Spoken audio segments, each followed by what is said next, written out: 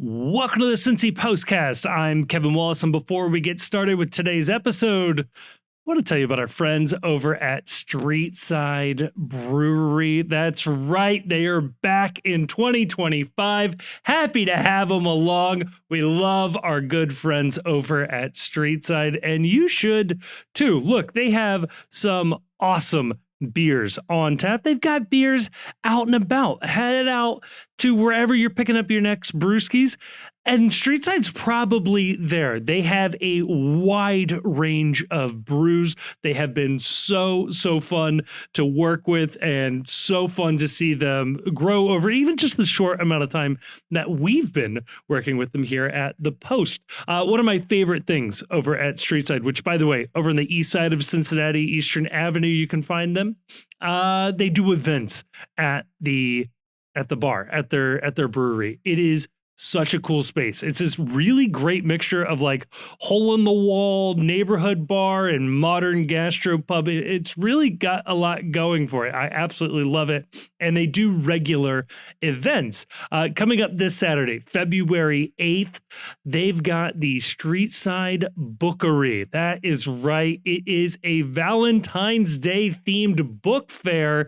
They do these regularly throughout the year. You got to go check them out. They have it's like the old Scholastic's book fair, right? They've got a book fair going.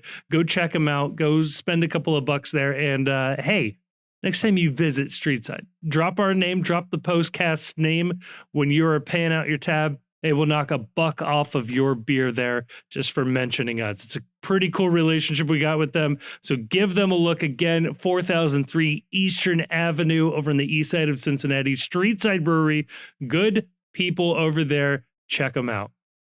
And on today's episode, oh boy, there is too much news. There's too much news. There's too much news going on right now with FC Cincinnati, but we spend most of the time, as you might imagine, talking about Lucho Acosta and Evander. This appears to be the deal that is on the table and where this team may be looking about a week from now. Lucho Acosta, will he, won't he head on out to Argentina, to Estudiantes specifically, although there are some other players involved here, as well as transferring in Portland's Evander, an MVP finalist, appears to be the main primary target for FC Cincinnati. What is going to happen with this team? What will it look like this season? So much is up in the air, as well as a couple of other rumors to keep an eye on as we start to wrap up preseason. Oh my God, the season is just like 3 weeks away.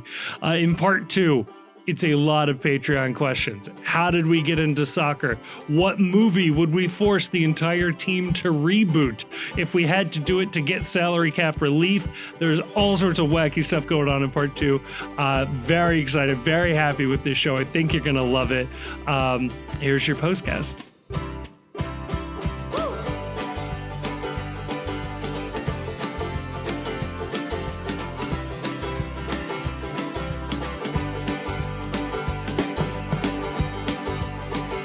Joining me to talk about all of that and more, I am joined by two gentlemen who are just fine not being able to watch preseason matches.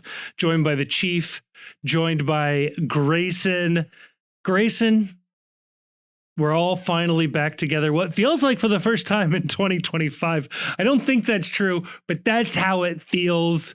How does the offseason find you this weekend? I was actually thinking today that it feels like it's been months since even like we recorded the last podcast. Yeah. And I just think we lived through like the longest week I've like ever experienced. Yeah. And it's like I barely remember last weekend.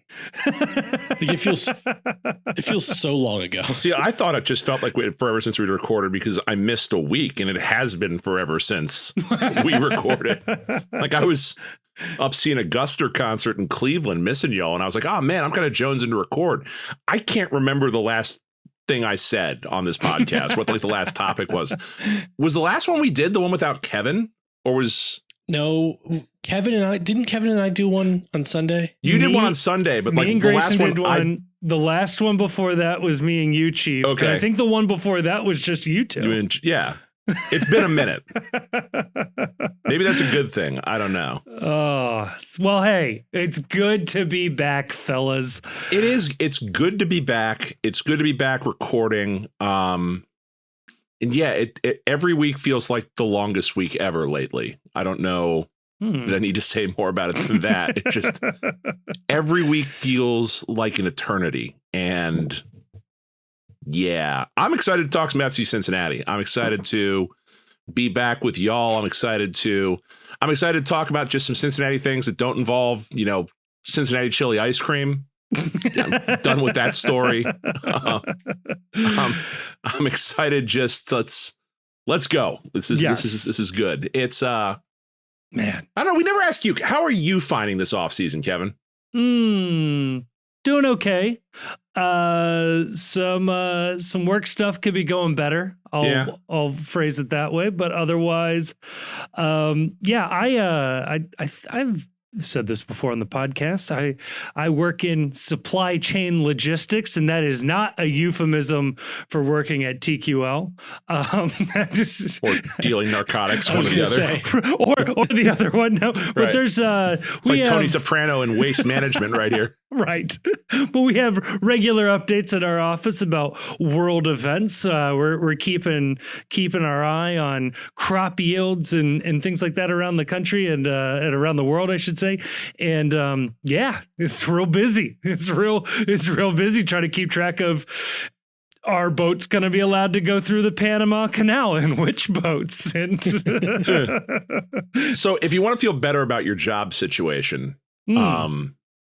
so peek behind the curtain. I think most people know this. Your boy, the Chief, has been without employment for the past month since we'll say that there was a bit of a hostile takeover at the Chief's old job that he found himself on the wrong end of. It happens. And yet we still don't have an away days video. We still don't know.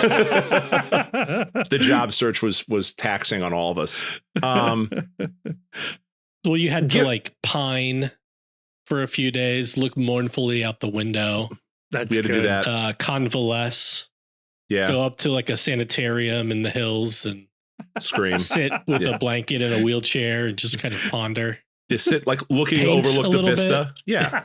Taking up painting is a really good depressed hobby. It really is.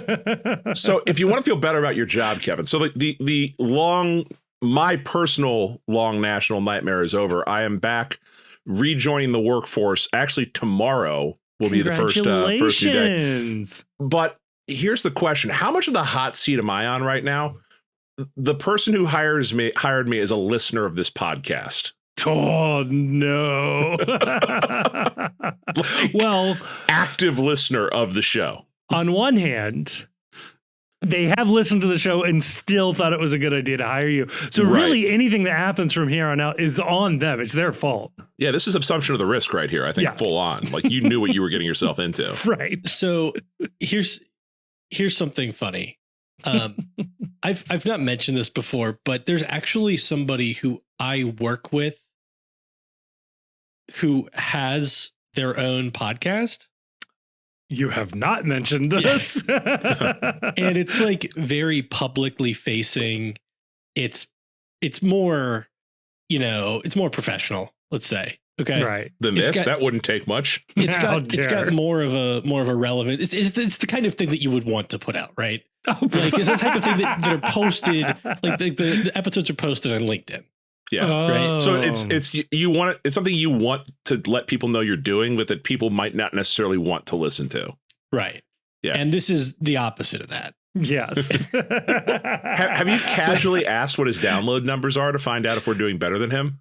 No, but I need to find out. I don't know what our download numbers are. I don't want to know what our download numbers are. I don't want to know. It's none of my business. Right. 12. Come on now. Right. Maybe 13 on a good day. But look, we were talking because we had a work dinner last week, and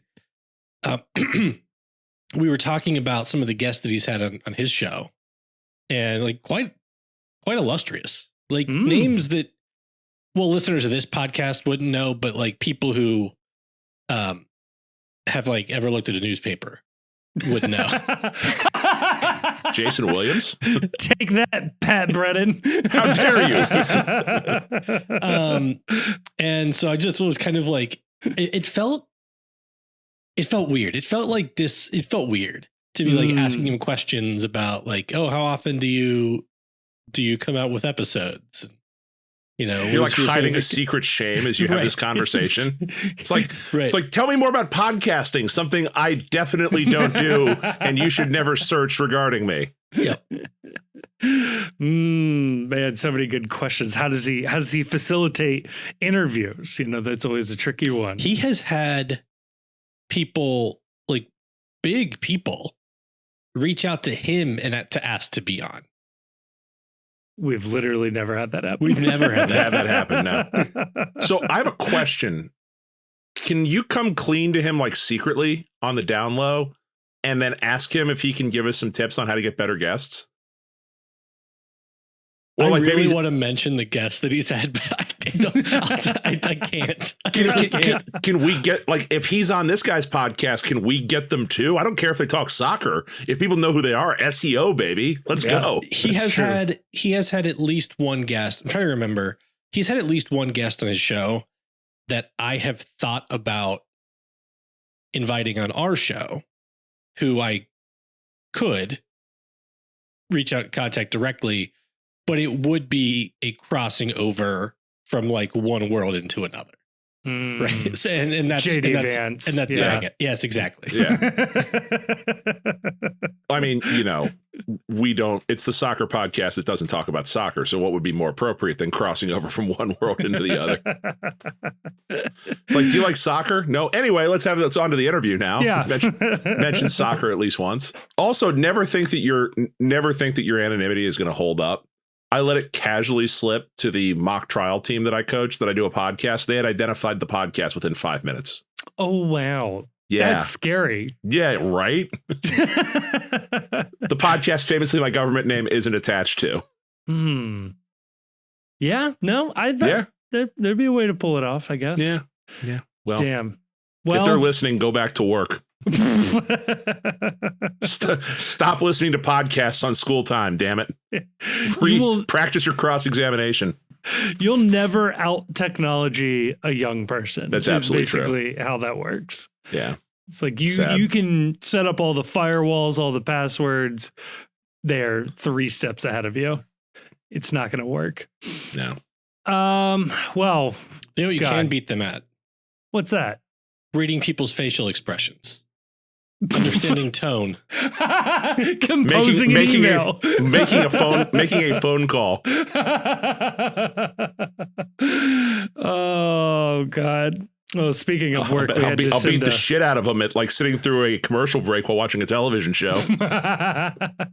We had to send out an email at work for email etiquette. Folks were getting a little too loosey-goosey on the emails. It still won't be any worse than I received an email.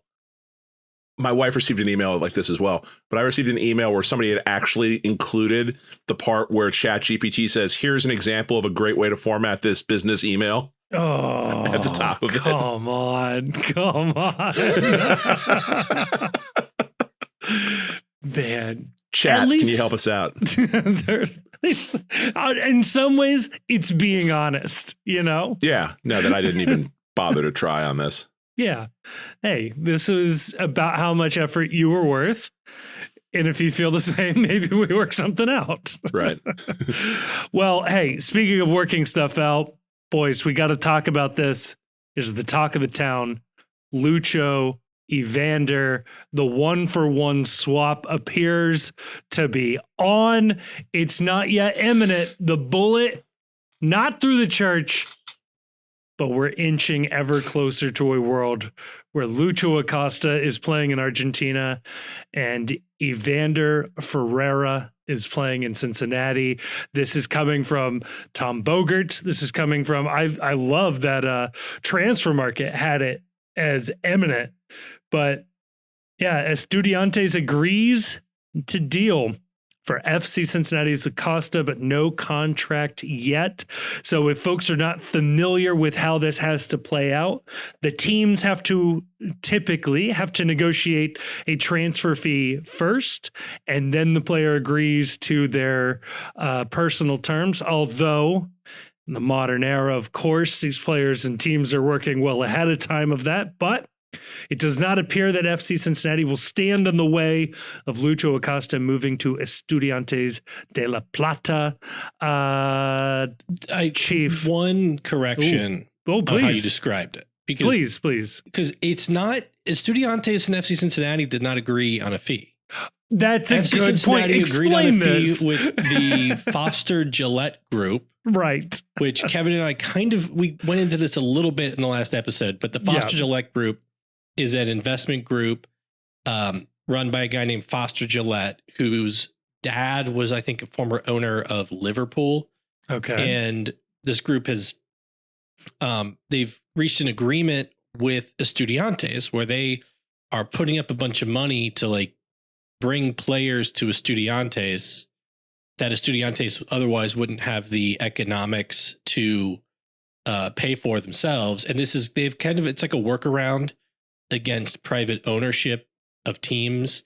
I was trying to dig around exactly what the arrangement was. It sounds like it's a financing deal between Estudiantes and the Foster Gillette Group. Okay. With a lot of the Estudiantes assets as like collateral. Oh. Will Lucho have to do like razor blade commercials in exchange for this deal? And so for the most part, they have been, so this company is dealing directly in buying player contracts. And for the most part, they've been funneling the players to Estudiantes. But there's been some other kind of wrinkles. Like one guy they signed from, I think, Velez. And then he didn't want to play in Argentina anymore. So they loaned him to Udinese. So Udinese has a player on loan from like a private investment group. It's like they own this player for Udinese as well as all Jersey Mike's locations in North America. They hit a player's release clause, I think, at Boca Juniors. And Boca said that it violates third-party ownership restrictions. That's what it feels like. That does feel like that. Yeah, that feels accurate. I want to know like, what the legalities are here. So I also assumed that the salary negotiation with Lucho is also with the Foster Gillette Group. But maybe I'm wrong. Maybe they're just handling the transfer fee. But the Foster Gillette Group also just bought Facundo Farias from Inter Miami to place at Estudiantes. So they're being very active. Yeah. So in this case, would they say buy Lucho and loan him to Estudiantes? So does Lucho work for the Foster Gillette Group, or is it they're just paying the fee on behalf of Estudiantes? Okay. Yeah, I think that his contract would be directly with. I assume, I don't know, that his contract would be directly with Estudiantes. So but the Foster Gillette Group is who made the transfer fee deal with FC Cincinnati. Okay. Yes. Everybody clear on that? Cool. Like somehow we've entered a world where MLS is not the weirder of the two rule sets going on right now. So there was a point in time where third-party ownership was, and I do not know the ins and outs of it. I should have done more research going into this, but my general understanding was that third parties, as in non-team, non-agent, non-player entities, would buy stakes of players, just like you hear about like FCC will retain a 20% sell-on fee. These guys would like buy like a 30% stake in a player. That player gets some cash up front, and then their future transfers or even wages would be paid back to these third parties. And it got to the point where it was getting really, really gross. It was really pushing right up into that human trafficking territory, as if soccer doesn't already walk a fine line in these areas. And FIFA banned it. Yeah. From what I understand, not all that long ago. So there's still, some vestiges of it out there. Right. So like this Foster Gillette this Foster Gillette guy, he could just be like a whole cadre of players like the NWO that just takes a league over or a team over, right? Maybe. I'm trying to think of a it sounds like a wrestling faction is what it sounds like right now that he's building. He's building a stable. And I feel like is a right way to describe it that like all these players are at Estudiantes like on consignment. I guess. Like in a way, I feel like the third party, the Foster Gillette ownership group only makes their money if these guys get transferred. Well, so there's another way Foster Gillette could make their money on this is that they foreclose on Estudiantes assets. No, they just own the stadium and they load up their players on these teams and then tell them it would be in your best interest to make sure this upcoming game doesn't go well for Estudiantes. Yeah. And then starts, laying a few wagers here and there with their cachet of players that are beholden to them and not the team they're playing on. And all of these weird vaporware betting companies sponsoring Premier League teams. Bet 39999. Bet 399 on whoever the fuck is playing Estudiantes this week because all the Foster Gillette guys are going to mysteriously have the flu. Well, as far as FC Cincinnati is concerned, if the check clears, adios, amigo. It's weird. The hard part about this, though, too, is this is a confounding variable. And why it's important to know this is that usually speaking, when there's a transfer like this, and correct me if I'm wrong, Grayson or Kevin, because you guys know more about this than I do, that the bid being accepted by a team, it's always like you're not allowed to talk to the player until the bid is accepted. But wink, wink, nudge, nudge. The agent is talking to the club and they have a general idea that there is a way to work a deal out and the money is not going to be an issue, which is why you so rarely see the club accepted the bid, but the personal terms couldn't get agreed to because there was this sort of backroom communication that would happen. With the addition of the Foster Gillette group, I don't have a great sense as to what degree has Lucho's people already been in contact with Estudiantes about if personal terms were in the realm of possibility before the fee was agreed to. I have to think it was, but with this, since they weren't directly negotiating the fee, I don't know if that's the case or not. Yeah, I kind of feel like, and so you do occasionally see deals fall through on personal terms. And then you do occasionally see situations where the players reported to have agreed on personal terms before the teams have agreed on a fee. But I do get the sense that in a case where the teams have agreed on a fee, the difference in negotiation on personal terms has to be like pretty close to each other versus like Estudiantes wants him to be making $1 million and he wants $5 million. Right. Like they have to, because otherwise what's the point? Like if you don't think wasting time. If you don't think there's any chance that you can meet you can offer a player a wage that they'll accept. Why even talk to the team or float the transfer fee? But it does, like, it is probably true that, as of right now, there isn't agreement on personal terms, but that doesn't mean they're not in the same ballpark.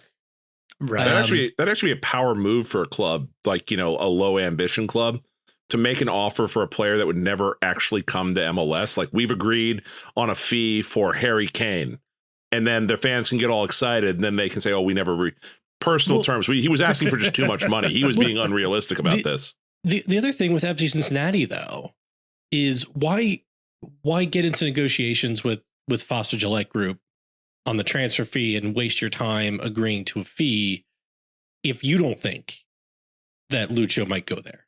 Right. Because presumably you should be on the phone with somebody else then.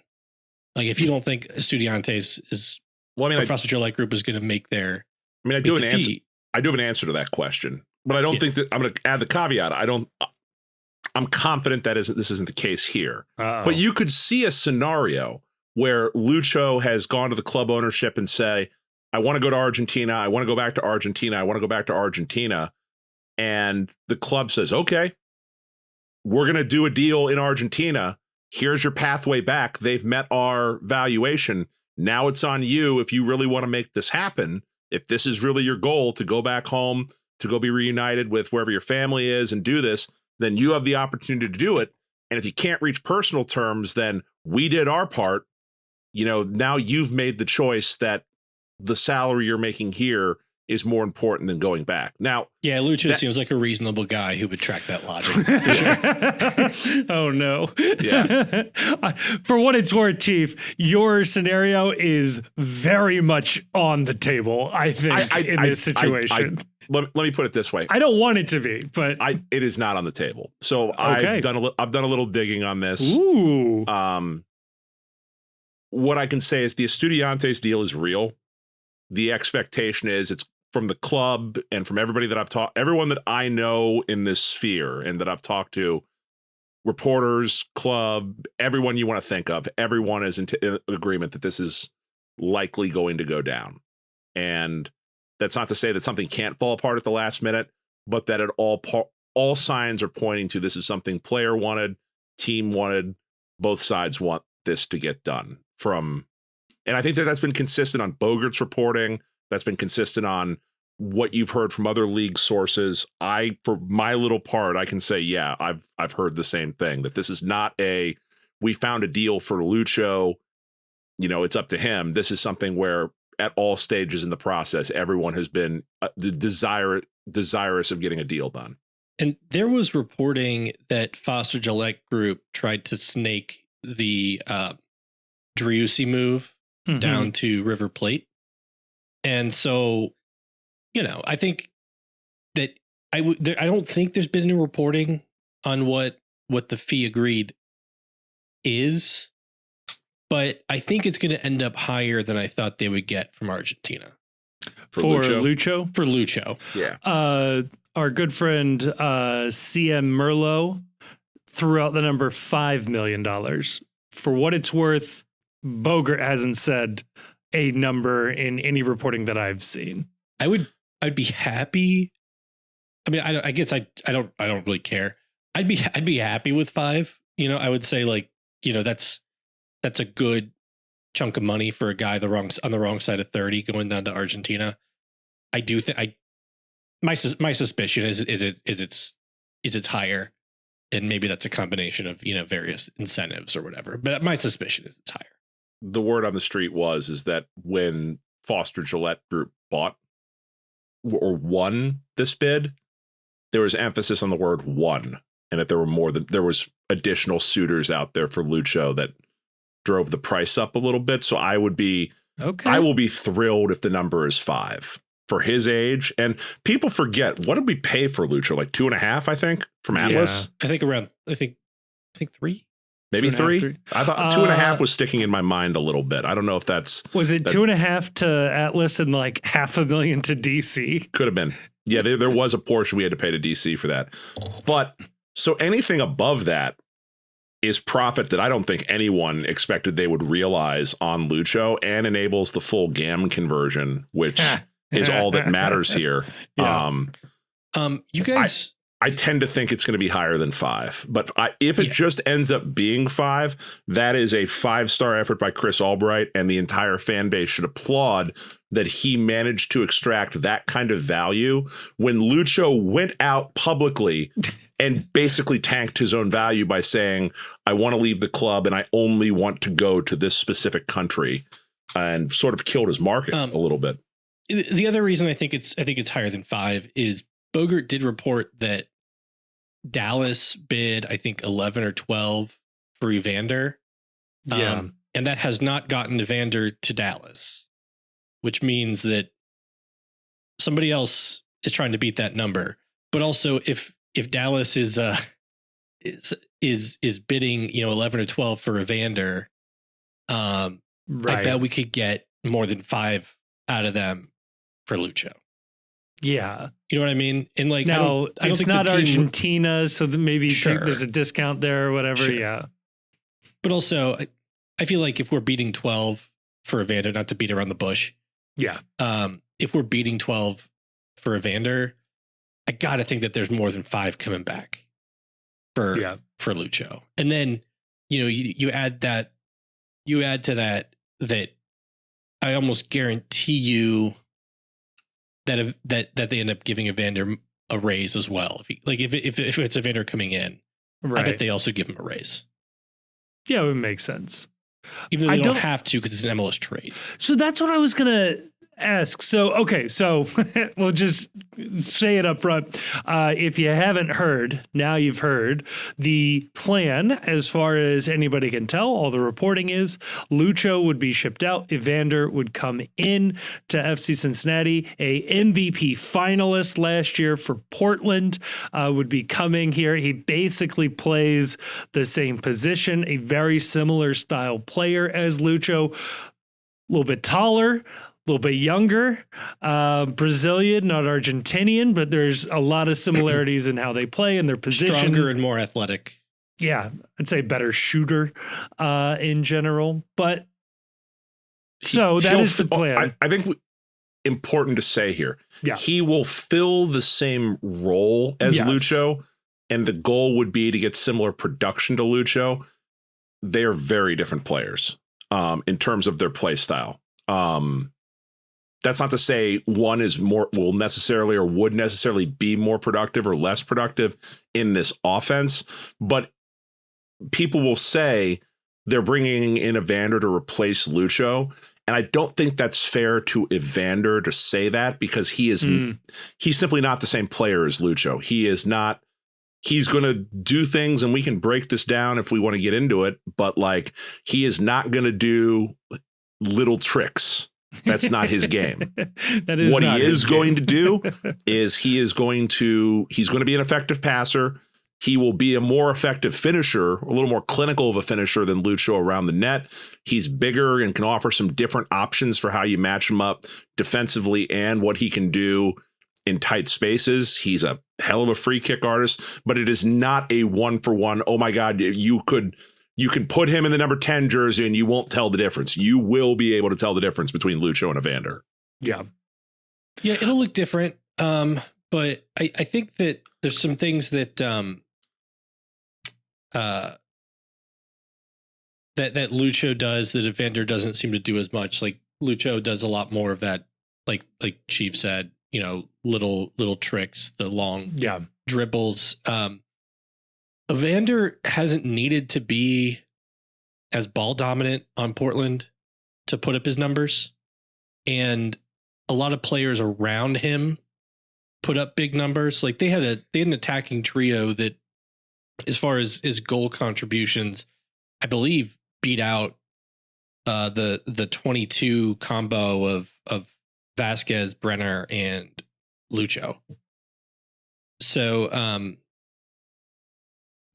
I think that there are reasons to believe that you can get similar production out of Evander, but it's also going to elevate the rest of the team, because they're not going to need to be so dependent on him to get that production. Like, other players will have more freedom to contribute. Yeah, I think that's fair. Evander also will not have had presumably a striker quite like Kevin Denke to play alongside at Portland. So certainly a little bit different there. So the mechanism to get Evander here is where I really want to focus, though, for the time being, because we did focus on the financials with Lucho. So this would be a cash transfer within MLS. This would not be the first of its kind. A couple of those broke over the weekend. Jack McGlynn and a couple other guys were moving around the league right now. How this is working is basically treating it like as if it were a transfer from outside of MLS, but these are MLS teams. The one thing I haven't seen, and Grayson, maybe you've seen this because you mentioned something like this, with these cash transfers, does the player necessarily get a new contract, or are they able to keep their existing contract? So I don't think players are necessarily getting a new contract. I think it's working like MLS trades where the contract is moving with the player. That's not to say that the new team won't then give the player a new contract. Okay. Like, Joveljic moved from Galaxy to Kansas City. He was a U22 player for Galaxy. He's in his year 26 season, which means he was going to age out of that U22 designation regardless. Yeah. So his salary was going to be on Galaxy's cap. It's going to be currently on Sporting Kansas City's cap. Plus SKC paid, I don't recall the number off the top of my head, but the transfer fee they paid, I mean, my understanding, well, not just my understanding, I think basically what's going to happen is Joveljic is going to be a designated player for Kansas City. And I assume that they'll also at some point relatively soon announce a new contract for him that includes a raise. Okay. The McGlynn to Houston situation, I don't know, because I'm not sure that they can make him a U22 if they give him a new contract. Because McGlynn, from what I can find online, already signed an extension in 23 with Philly. And he was not a U22 player for Philly. He was a homegrown. But because he signed a second MLS contract, I think that he can't sign another one with Houston and stay a U22 player. Okay. But what you might see is they tag him as a U22 to eat that $2 million transfer fee. And then maybe, I don't know, I think he's like in the last year of his contract. So maybe maybe they tag him, let him play out this year on a U22 to get rid of his transfer fee, and that they also work on an extension for him. Moving forward, that gives him a raise after this year. But gotcha. I'm not close enough. I haven't been following that situation as closely. Right. But I do find it interesting that this was pitched as a way, and Tom Bogert on Soccer Wise has specifically said that the internal cash transfer market is for players like Lucho and Evander. Right. To give you a way to move designated players within MLS where otherwise it would have been impossible because there's not enough GAM in the world for anyone to do it. Or to even make a non-DP a designated player. So if there was a world where Luca Orishano was not a DP and somebody wanted to make him one, this would now be possible. Yeah. Before this, it would not be possible. Right. Well, that's what I find interesting is the moves so far have been more like that. Like taking a player who's not like Joveljic, for example.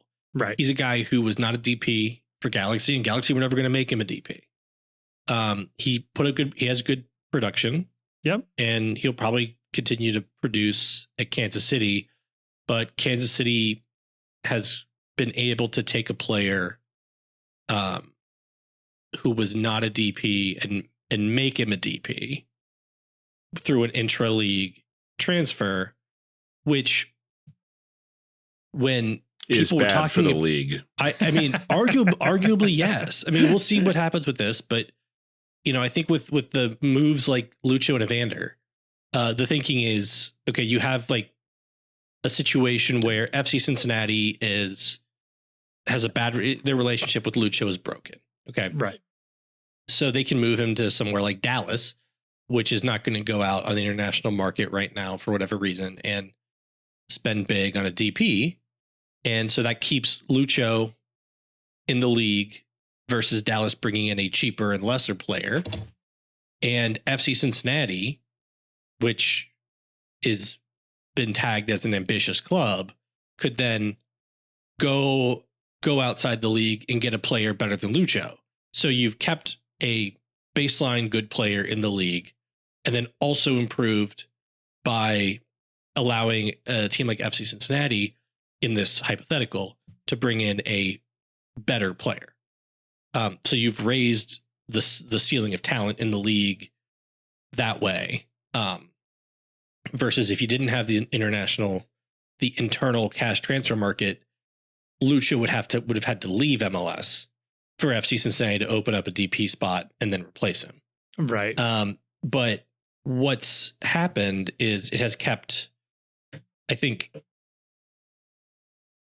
not mid-tier talent, but like below ceiling talent in the league. So like Joveljic moving from Galaxy to Kansas City doesn't make the league better. And I'm not saying this is a value judgment. I'm just taking this as an observation. Okay. If your idea is we want to make the league better, you haven't done that by making it easier for Kansas City to move to take Joveljic from Galaxy and make him a designated player. Right. You haven't done that by Houston taking Jack McGlynn from Philly and potentially using a U22 slot on him versus taking that $2 million or so and getting a U22 potentially higher ceiling, but certainly a guy not already in MLS, right? Because like every time you bring a player from outside the league into the league, that's an opportunity to increase the overall level of talent in the league. Like I think on this point, Chief and I agree. And then the rumors stop the presses. Wow. The rumors with Evander is the way that the process has been described in the media is that Lucho goes out to Argentina. Evander comes from Portland to FC Cincinnati, and the guy Portland wants to sign, I forget his name. It's like David DaCosta. I think he's playing for I'm going to say Lens. Yeah. I know it's not how you would pronounce it, but I'm going to say it. And you know, it's not going to be for as much money as they get for Evander. And by all accounts, like maybe he's great, but there's nothing in his track record that tells you he's going to be even as good as Evander or Lucho in MLS, much less better. So you go from a league that had both Lucho and Evander to a league that just has Evander and a player who in all likelihood is not as good as Lucho. Right. So like we've decreased the total talent in MLS by allowing Evander to move from Portland to Cincinnati. That said, I'm not an MLS fan. Right. I'm an FC Cincinnati fan. Right. So, but so I understand not caring in that regard, but then like this, it's why I don't like this roster and this transfer mechanism, because it seems purpose built to decrease the quality of player in MLS. Because had it not existed, Evander would still be in MLS with Portland. They would have had to do something to make it work, and we could have gotten a better player than Evander out on the open market, or we could have chosen to go buy a better player on the open market than Evander. It's the goal of MLS since jump has been twofold. It's don't go bankrupt and steadily increase the caliber of player and steadily increase the ability of this league to draw better players. The goal of MLS should be that no player in MLS right now should be good enough to start in this league in 10 years. That in 10 years, the quality of play has risen to the point that any average player on your roster wouldn't be good enough now to start in MLS in 10 years. It's the way it was 10 years ago. The quality of play was worse. And many of the players that played 10 years ago would be glorified USL players. That's a function of the salary cap going up, more designated players, more U22 initiatives. It just seems like in practice, what this is going to do is it's just going to result in shuffling of assets within the league and not encourage teams to go out there and do what they should be doing, which is to be ambitious and go buy and import better talent into the league from overseas. Because the best players in the world aren't playing in MLS. They're just not. And there is an enormous talent pool of there's an enormously superior talent pool out there in other leagues that this league should be trying to import before it worries about making sure that it's transferring assets in MLS. And look, I get why it's tempting too. So like, look, I was accused of being a little overly negative on the prospect of Evander. So you know what? Hand up. I went and I watched his highlights, and I went and I actually watched him play. Watched a full match that he played too, just like focusing on what he does. Instead of editing the away days. Well, yeah, now this is important. I was personally attacked on this, and I had to do something to remedy that situation. Look, and you're a believer now. I think Evander's a very good player. That's what I wanted to hear. He's a very good player. There are better players out there that I wish we were targeting. Okay. And so that to what I mean by this, and to be very clear, if we end up with Evander, and it seems like everything I have heard and everything that we've seen written out there is that Evander is the target. It's going to be good for this team. And there are reasons to like Evander as an in-league transfer. He's already got his work paperwork for the United States. There's no issues whatsoever with getting a visa. I think he's in the process of getting a green card as well, so he's not even going to take up an international spot.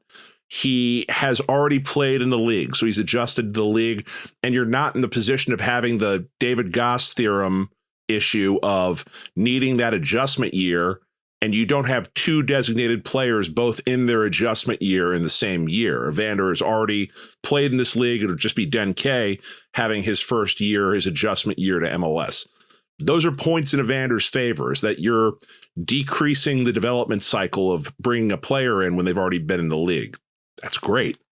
And if this is what Albright and the front office have determined to be the best player that fits in the budget number that the team has, and if there's nobody else out there in the open market close to the team's budget that can play the 10 and is willing to come into MLS, and they've made this determination, you know what? Great. You trust the front office in this sort of thing. Having said that, yeah, I still will be, if this is the answer, I still will feel a little bit like we utilized this mechanism because it was offered to us instead of going abroad and finding someone better and flashing a little of that ambition we heard so much about over the summer when we were willing to lay, $15-20 million down on the table for Josh Sargent or Weston McKennie. I don't know. Like, it's hard for me to reconcile that club that, has an article written about it, fawning over the ambition of landing big talent, and then this current move of we're going to take someone from Portland and it's an in-league transfer.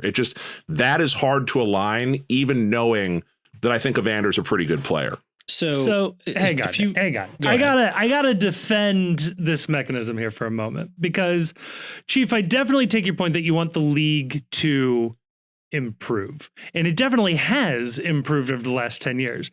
There is a point of diminishing returns. Like, there is a point where MLS is not going to crack the top 5 in Europe anytime soon, and just a function of where we are right now. And those last 5, arguably MLS is in that ballpark of being a top 10, top 15 league, which is to say the players within MLS are already in a top 10 league talent. Like, where you're looking for players are poaching Premier League players, which maybe they could and maybe they should. But I glance over at Premier League rosters. I see Jack Harrison plays for Everton. He's bounced around the Premier League. I see Idris Gana Gueye on Everton. He's bounced around the Premier League. James Milner plays for Brighton and Hove Albion, bounced around the Premier League. Danny Welbeck, I think, has played for every team in the Premier League at this point. The guy's been all over. If your point is that like bouncing around a league is fine, yeah, I'll agree with you. Bouncing around the best league on the planet, bouncing around the 10th best league on the planet is not a great look for the league. But is the argument then that there is no stratification within MLS, that there is no difference between Miami, LAFC, Columbus, and Houston, RSL, and Portland? Like, these are guys being shipped off of non-competitive rosters or non-ambitious teams to make way. Like, Galaxy is going to do something good and interesting with that spot. SKC was not going to. If the argument is that Sporting Kansas City should have gone out and spent $2 million on some guy from Serbia because he might be as good as Joveljic, then we'll just get Joveljic. Like, what are we doing here? Why would you go risk all of that? Same with Evander. We could go spend $15 million on a guy who might be as good as Evander. We'll write down in all of our scouting reports, is he as good as Evander? Yes or no? And we just hope he is. Or we could just get Evander.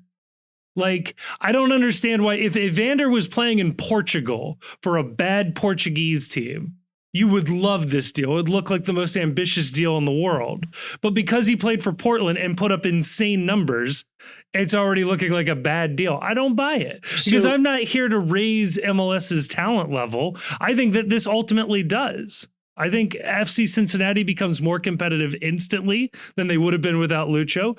Portland gets to do their thing, and Dallas will go pick up another piece as well. So I think it's early to judge the mechanism. Yeah. Because it's a mechanism that could improve the league, or it couldn't, depending on how it's used. Just like every increase to the salary cap could improve the league, or it could just result in more money going to the same MLS players. Right. So like if you increase the salary cap by 20%, but then you say, but you can't use it to sign a new players, you just have to increase the salary of all the players on your roster by 20%. Like, that doesn't make increasing the salary cap bad. It just means you didn't use it the way you should. But as far as FC Cincinnati specifically bringing in Evander, it is a team that has already swung big this window with Kevin Denke.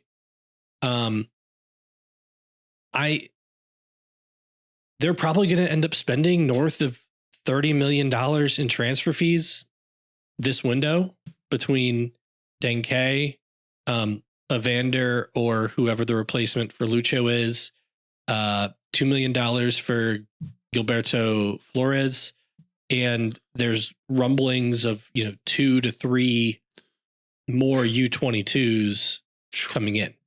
Okay. And that's a big window. Yeah. And what the intra-league cash transfer market does for FC Cincinnati here is it lets them take a swing on Denke, go spend time scouting the right U22s, move on from Lucho, knowing that you have a ready-made replacement that you can bring in.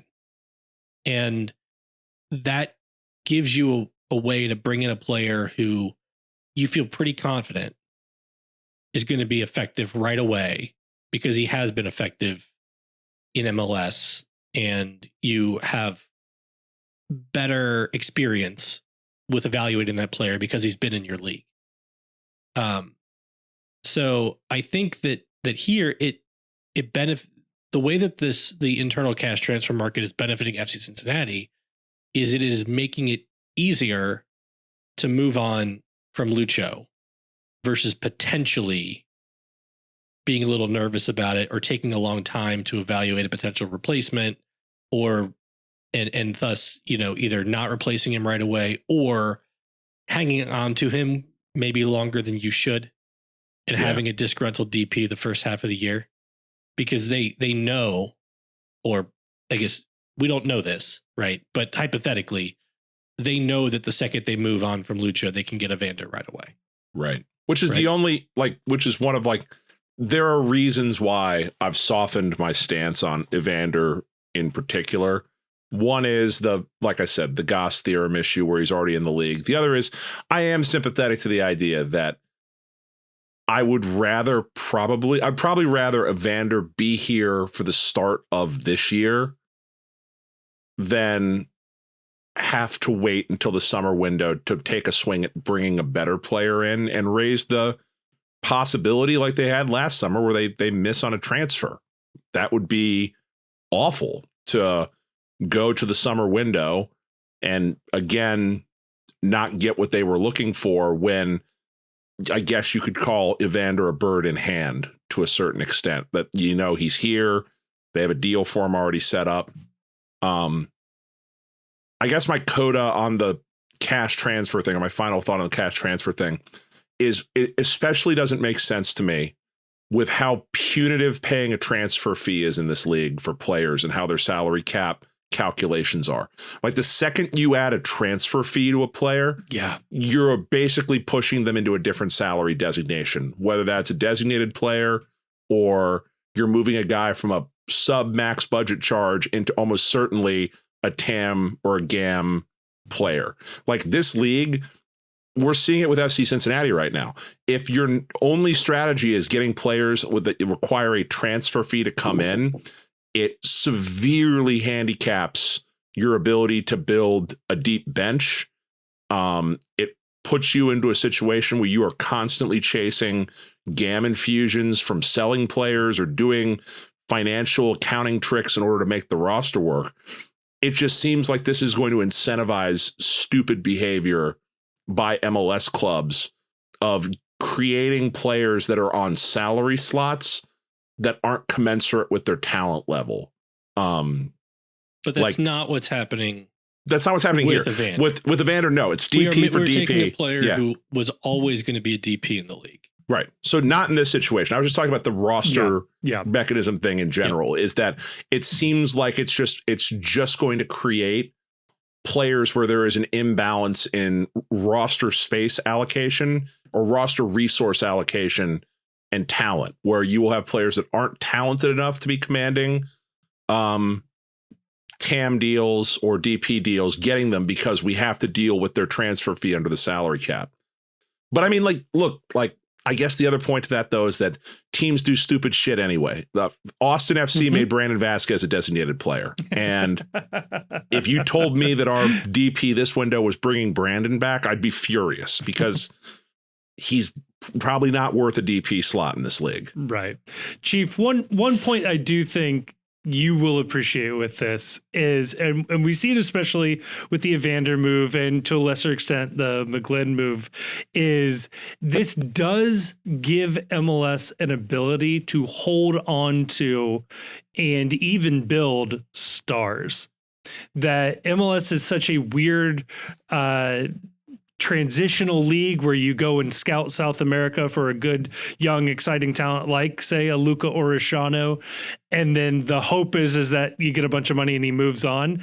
This now does give MLS another mechanism to keep a player potentially. Like, I keep going back to him because I think he sort of fits in this weird bubble of being just nearly DP level, but it gives MLS the ability to maintain and ideally cultivate those stars, which I think would be useful for the league. More players sticking around, I think, in that respect can be useful. Just raise the cap. Well, get rid of some of the draconian roster rules on this. Like, the fact that it is this complicated to balance a budget sheet in MLS is absurd. I mean, look, if you had to have something, you do a lot worse than like $20 million salary cap flat and transfer fees don't count for anything. Yeah. Just call it a day. Yeah. Jury's out on whether or not the FC would be able to compete in that, but I'd be eager to find out. I mean, so far, Carl seems to be doing all right, holding steady. We'll see what Atlanta and Charlotte are up to, but so far, so good.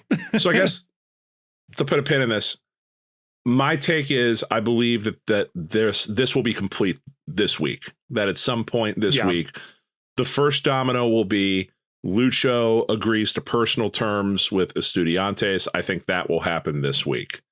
I think at that point you will also get a rumor or a confirmation. You will get a rumor of a number on Evander that FC Cincinnati has bid whatever it is for Evander to Portland, and it's been accepted. The way this is going to have to work from a roster compliance standpoint, just to prevent something from screwy from happening, is they're going to have to complete the transfer for Lucho first, and then they're going to bring Evander in. And I think those two things, I think in an ideal world, the FC would like those two things to happen virtually simultaneously, if for no other reason than the fan base. And I say that the fan base with a lowercase f here. Yes. So we're talking like not the sickos listening to the pod, not the podcast. Your friend in the cubicle, two like cubicles over, that comes to you to talk about the how great the FC game was, and aren't you so excited to go? My family has tickets this week. It's our first game this month. The casual fan that, they're excited about the team, but doesn't follow every, beat for beat, that may have seen a TV news report saying Lucho Acosta is back in camp and ready for this upcoming season. Yes. That portion of the fan base, which is not insignificant, I'd say maybe a majority of the fan base, is absolutely going to freak out when Lucho Acosta is being sold. Like flipping VF out. Chief, that literally happened to me this week. I got somebody, I was like, yeah, we'll see if we can get Lucho out of here. And they're like, wait, he just reported to camp. I thought we were all good. I was like, no, not so much. No. Like Grayson may have to come clean. He's doing a podcast to his coworker at that point. Like, look, I got some inside information. It's not what you think, man. You're not that guy. He's not that guy, pal. It is funny, and we have a question about this later for the Patreon question, but it is very funny that like the equivalent for like the Bengals is like, yeah, we traded Joe Burrow, but it's fine. Actually, we're kind of hoping for it. Yeah, we've known it was coming for a while. It's good to get clarification on the position right now. And don't worry, we got a guy coming in who's maybe even better. Right. The example is, or the analogy in the NFL, right, is they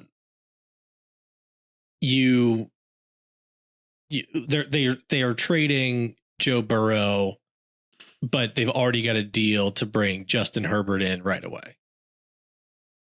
I think most people would flip out on that. That still feels like a bad deal. Yeah. That sounds like a terrible deal. I'm going to jump the gun here just because I feel like we have to...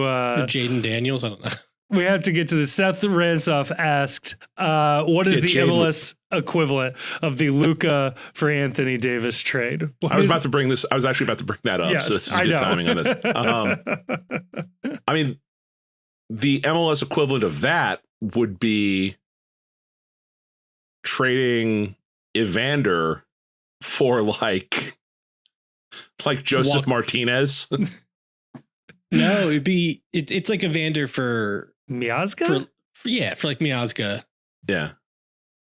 Because I didn't realize Anthony Davis was 32 years old. Like, I always think of Anthony Davis perpetually at around like 26, 27. And then I forget the man has been in the league for a really long time. I'll give a shout out to Paul in the Discord who said it would be like if we traded Lucho to Charlotte for Tim Ream at the All-Star break last year. Oof. Oof.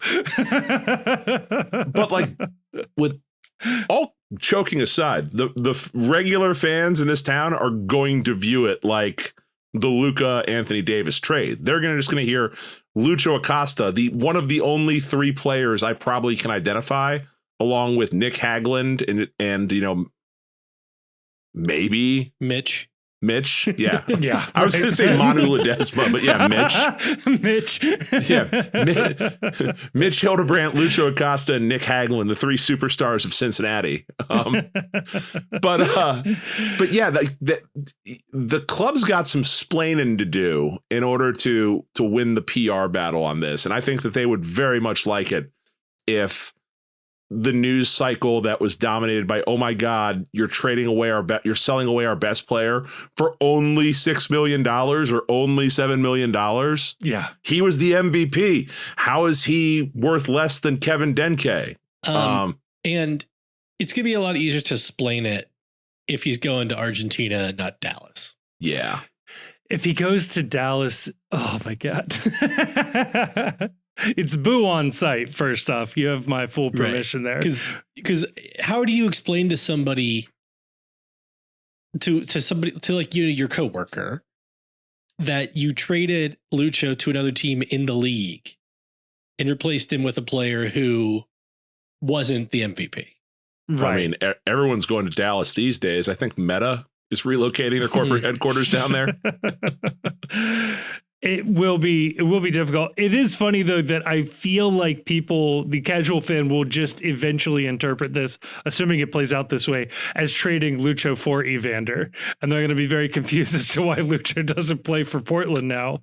So we'll have to deal with that one a little bit there. Maybe the answer is just to have Evander change his name to Lucho. Now there's a thought. This was my idea back when Joe Nuxall retired from the Reds broadcasts, that whoever they brought in should just be Joe as well, so that the games would still be Marty and Joe and no one could really bitch about, they broke up Marty and Joe. And then whoever replaces Marty is also Marty. It actually just becomes the title. Yeah, it becomes, you're not the Reds play-by-play guy. You're just the Marty. Yeah, I'm the Reds Marty. What does that mean? It's like a Broadway play that like never goes on revival. It's just we keep cycling actors in and out. Right. So here's my question to you guys. The number out there, so sort of the marker that we have is Dallas bid $12 million for Evander. Does Evander cost more than Kevin Denke when all is said and done? $12 million is absurd for Evander. And they apparently said no. Otherwise, I feel like he'd be in Dallas. What did Portland pay for him? Not 12. He ain't worth $12 million. Like that's psycho. I understand that they turned Dallas down at 12. $12 million for him is psycho. I mean, looks like they paid about 10. Okay. So transfer market has 9.5 million euros. Yeah, 9 to 10 felt generous for Evander. Like he's good, but he ain't we're buying you from Europe and bringing you in good. And transfer market has a 65% chance that Evander goes to Dallas. Oh, okay. Can I get some sort of action on that for FC Cincinnati? If he was going to go to Dallas, he'd already be in Dallas. Right. I think he'd be there. How I think about it. But that means we're the underdog for this transaction, and I want to bet every dime I have on the FC in this instance here. So I think about it this way too, because the cash transfers in MLS can be converted to GAM, although it sounds like some people are trying to make some controversy there. As far as we can plainly read the rules, that 100% of the cash offer can be, or up to $3 million of the cash offer can be converted to GAM. So that is undeniable. Yeah. That the cash used in an internal cash transfer within MLS can be converted to GAM, just like to the same extent any other transfer fee could be converted. I think the controversy people are talking about is whether you can get any conversion from the sale of a designated player. Right. And, I think that's up in the air. I think it's notable that MLS specifically took that rule out of the rules. Yeah. That it used to specifically say that you can't convert any fee from a designated player to GAM. And they removed that, Okay. Yeah. And so I know that there are folks who say that they have some kind of inside information that that exclusion still applies, even though that they specifically took it out of the rules.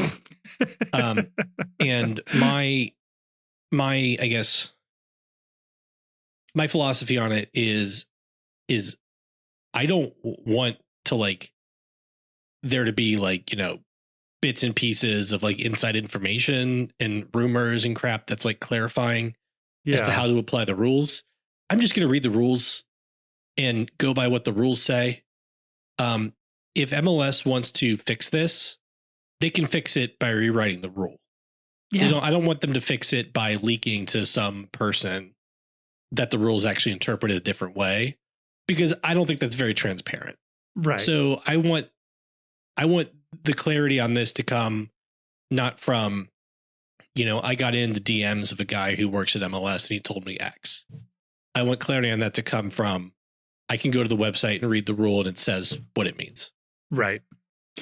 And I don't know why we would go through this exercise with Lucho if that was not the case. I don't know how FCC's books are balanced without the transfer fee of Lucho Acosta being converted to GAM. So it feels like it necessarily has to happen. Like the club seems to be acting as if it is going to happen. But I bring that up to say that because $3 million, up to $3 million of it can be converted to GAM, I do wonder how that plays into the valuations of players. Like, is the Evander deal worth $12 million, but because Cincy needs the $3 million in GAM, is it now a $15 million transfer because you're giving GAM to a competitor that like you need to get paid for the full amount that you're now making available to them? I don't know. Yeah. No, I don't. I just don't be shocked. Look, it's going to be what it is. I think that there's going to be some sticker shock around the league if the Evander deal is more than $12 million, I think. Yeah. But what did the crew pay for Cucho? I think 12? In the neighborhood of 10. 10? Yeah. You tell me Evander's like multiple millions better than Cucho Hernandez? I mean, no, but the transfer fee is based on like supply and demand. What's going on with the player at the time, and like at the time, is there like a tariff situation going on here where we have to pay 25% more for no reason? At the time Columbus bought Cucho, he was a bench player who had kind of bounced around between a few European teams and put up like decent per 90 numbers, but wasn't like starting anywhere, which, you know, shows you he still had value because they paid $10 million for him. But I think if Cucho moved within the league, he would get a bigger fee than Evander. That's my guess. Yeah. What, a $20 million player right now? I think probably. Yeah. I think that's what Columbus probably can get. I think we'll find out. I guarantee I would bet money that we find out what Cucho's transfer value is this year. Yeah, he does seem to be flirting with leaving, so you hate to see it. To be determined. You honestly hate to see it. A couple of other FC points. Grayson, you put this together in the Discord, the aforementioned Discord. Just some other things to keep an eye out on. There's a chance all of this, and we get some progress on all of this by the end of the week. So it could be a very busy week, but we still have Lucas Angle still out there. Middlesbrough assumed to be loaned into FCC. That had been that feels very dependent on when the GAM conversion comes in for Lucho Acosta. That like that'll happen. They sell Lucho, they get the $3 million, and then all of a sudden, a lot of budget problems just go away. My assumption is that they announced that. My assumption is that he's currently playing as "quote unquote" trialist, and they're waiting to announce him publicly until they have him squared away on visa, and so they're not announcing him so that they can have "quote unquote" trialist in because he's not maybe not supposed to be playing yet. I also don't. I think. Well, I mean, there's that, and I also think that they can't. They're not going to sign him until they're budget compliant either. You don't have to be. They're nobody's budget compliant. I know, but like it's. I think that deal. I mean, that deal has been reported done. Yeah, overseas. I do wonder though if Lucho does not get transferred, oh boy, I don't know what we do without the $3 million cam. And then you got two buyouts, baby. That's true. Aside from the fact that Engel's wife is taking pictures in Oakley, there's no way to say that and not sound creepy. I'm not the one who found it. That doesn't make it better.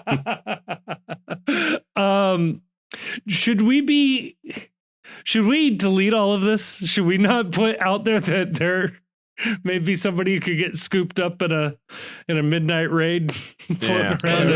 Then we have to worry about the cap issue. So yeah, see. Look, a visitor visa is great. He's just getting a workout in. He's not doing anything. It's just they're offering him an opportunity to exercise. As long as his wife isn't walking around the east side speaking Spanish, I don't think anyone's gonna.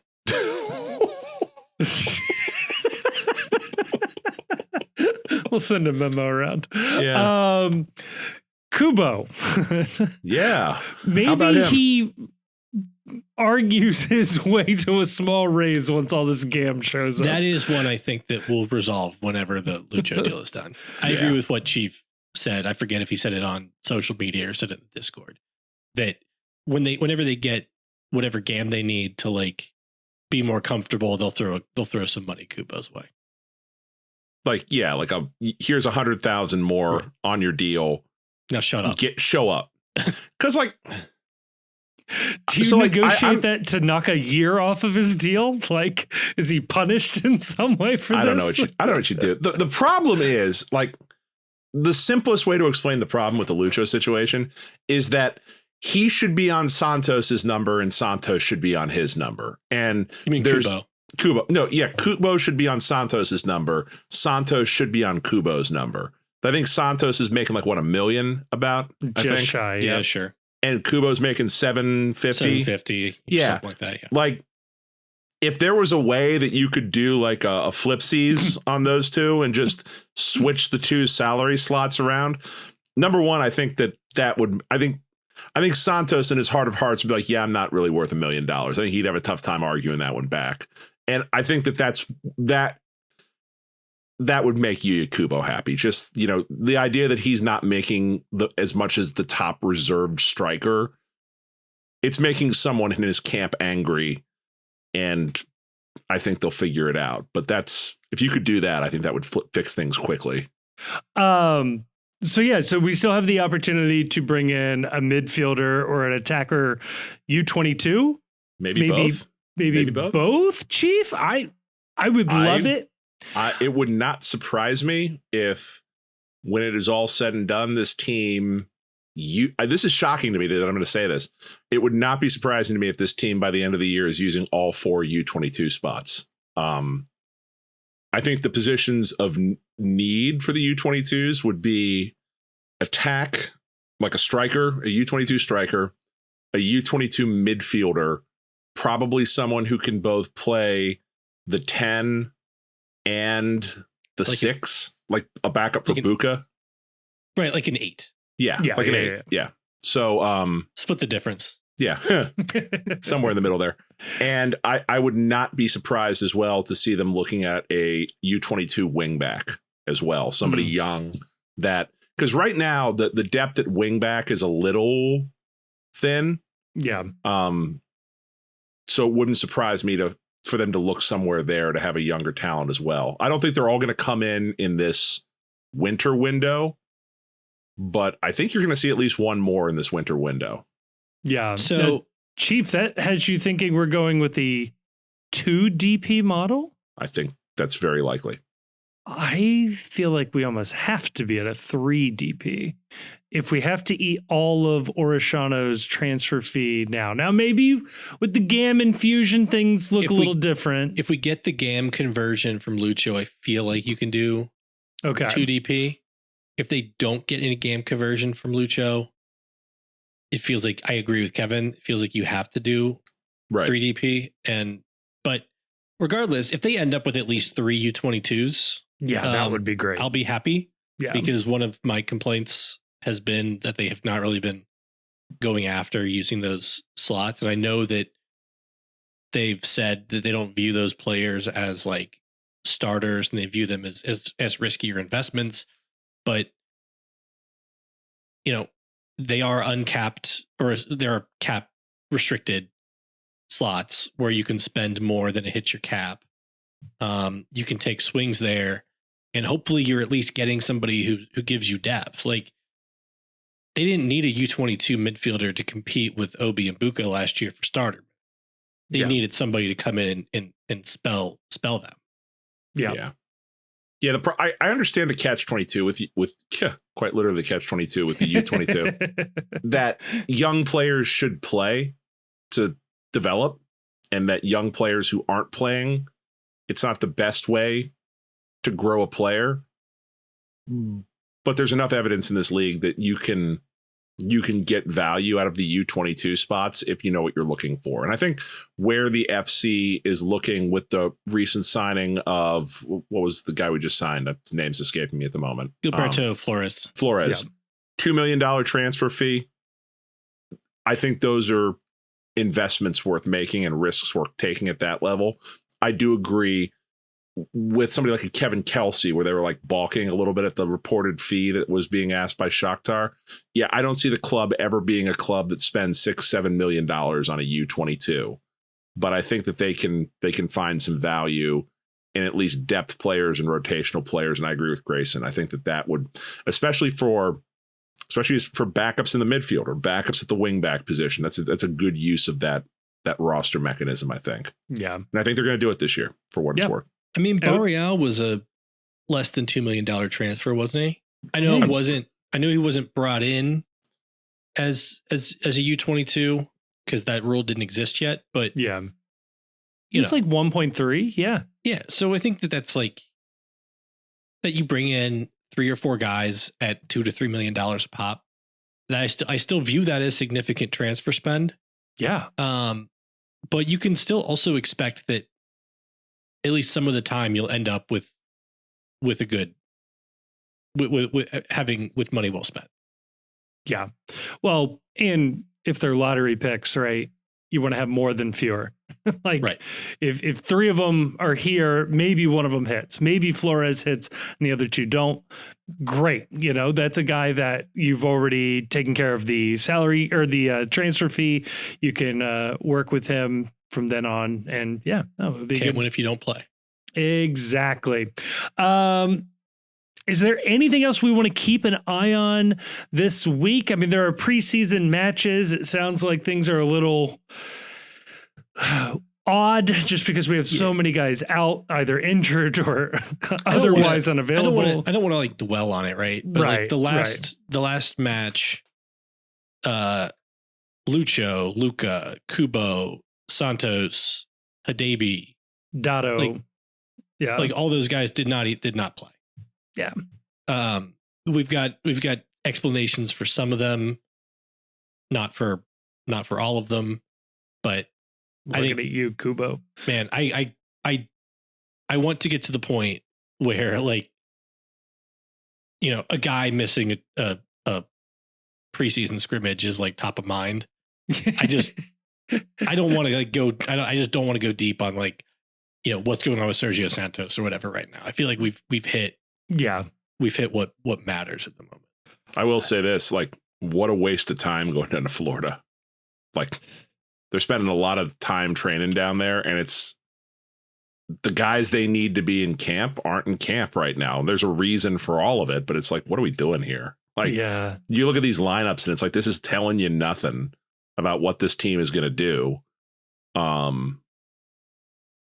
feel bad for Denke. Like, yeah, right. Like you would want this time to start him building chemistry and building like some understanding of, you know, how this team is going to look. I hope they have him watching Evander tape just so that they can or maybe have the 2 of them FaceTiming or some shit like that. Like, Noonan said they're behind, I think all of Pat, Carter, and Laurel have released articles where that was like the theme of the article was that Yeah. they're behind. They just took a 3-day break. So maybe that'll help them catch up. I don't know. But They're 17 days away from playing a competitive match. Oh my god! And like, but I'm just not going to get too wrapped up in it right now. Yeah, I'm not either. But man, I'm watching. The time is ticking, baby. I'm watching some other teams' preseason coverage, and man, it is so funny that like Nashville and Seattle, they're like analyzing the lineups and trying to figure out where their teams stand and looking at the chemistry of some of the new players. And I'm just like, boy, if we could get half of a lineup that looks like they might be starting, that would be pretty neat. Just put every time you want to worry about, who's in training, who's not in training, whatever, just go to build lineup or whatever your favorite formation creating website is. Put in what you think based on who's rumored in and who's expected to be in, what you think the best 11 is, and just look at it and just remember all this other stuff, fine. We are still expecting to have a really freaking good starting 11. Yeah.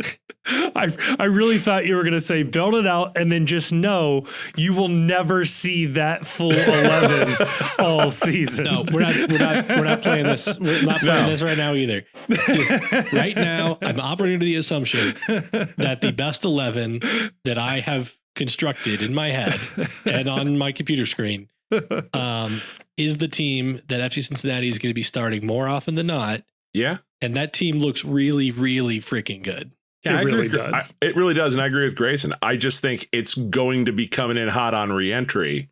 And we might not see any of these guys together until they take the field at TQL Stadium for the MLS season opener. Like these guys may be walking out of the tunnel together, introducing themselves to one another. Like, hey, I'm Evander. Nice to meet you. Vamos. Like, I really love that idea that like Angle is dropped off from the airport just in time to walk into the tunnel.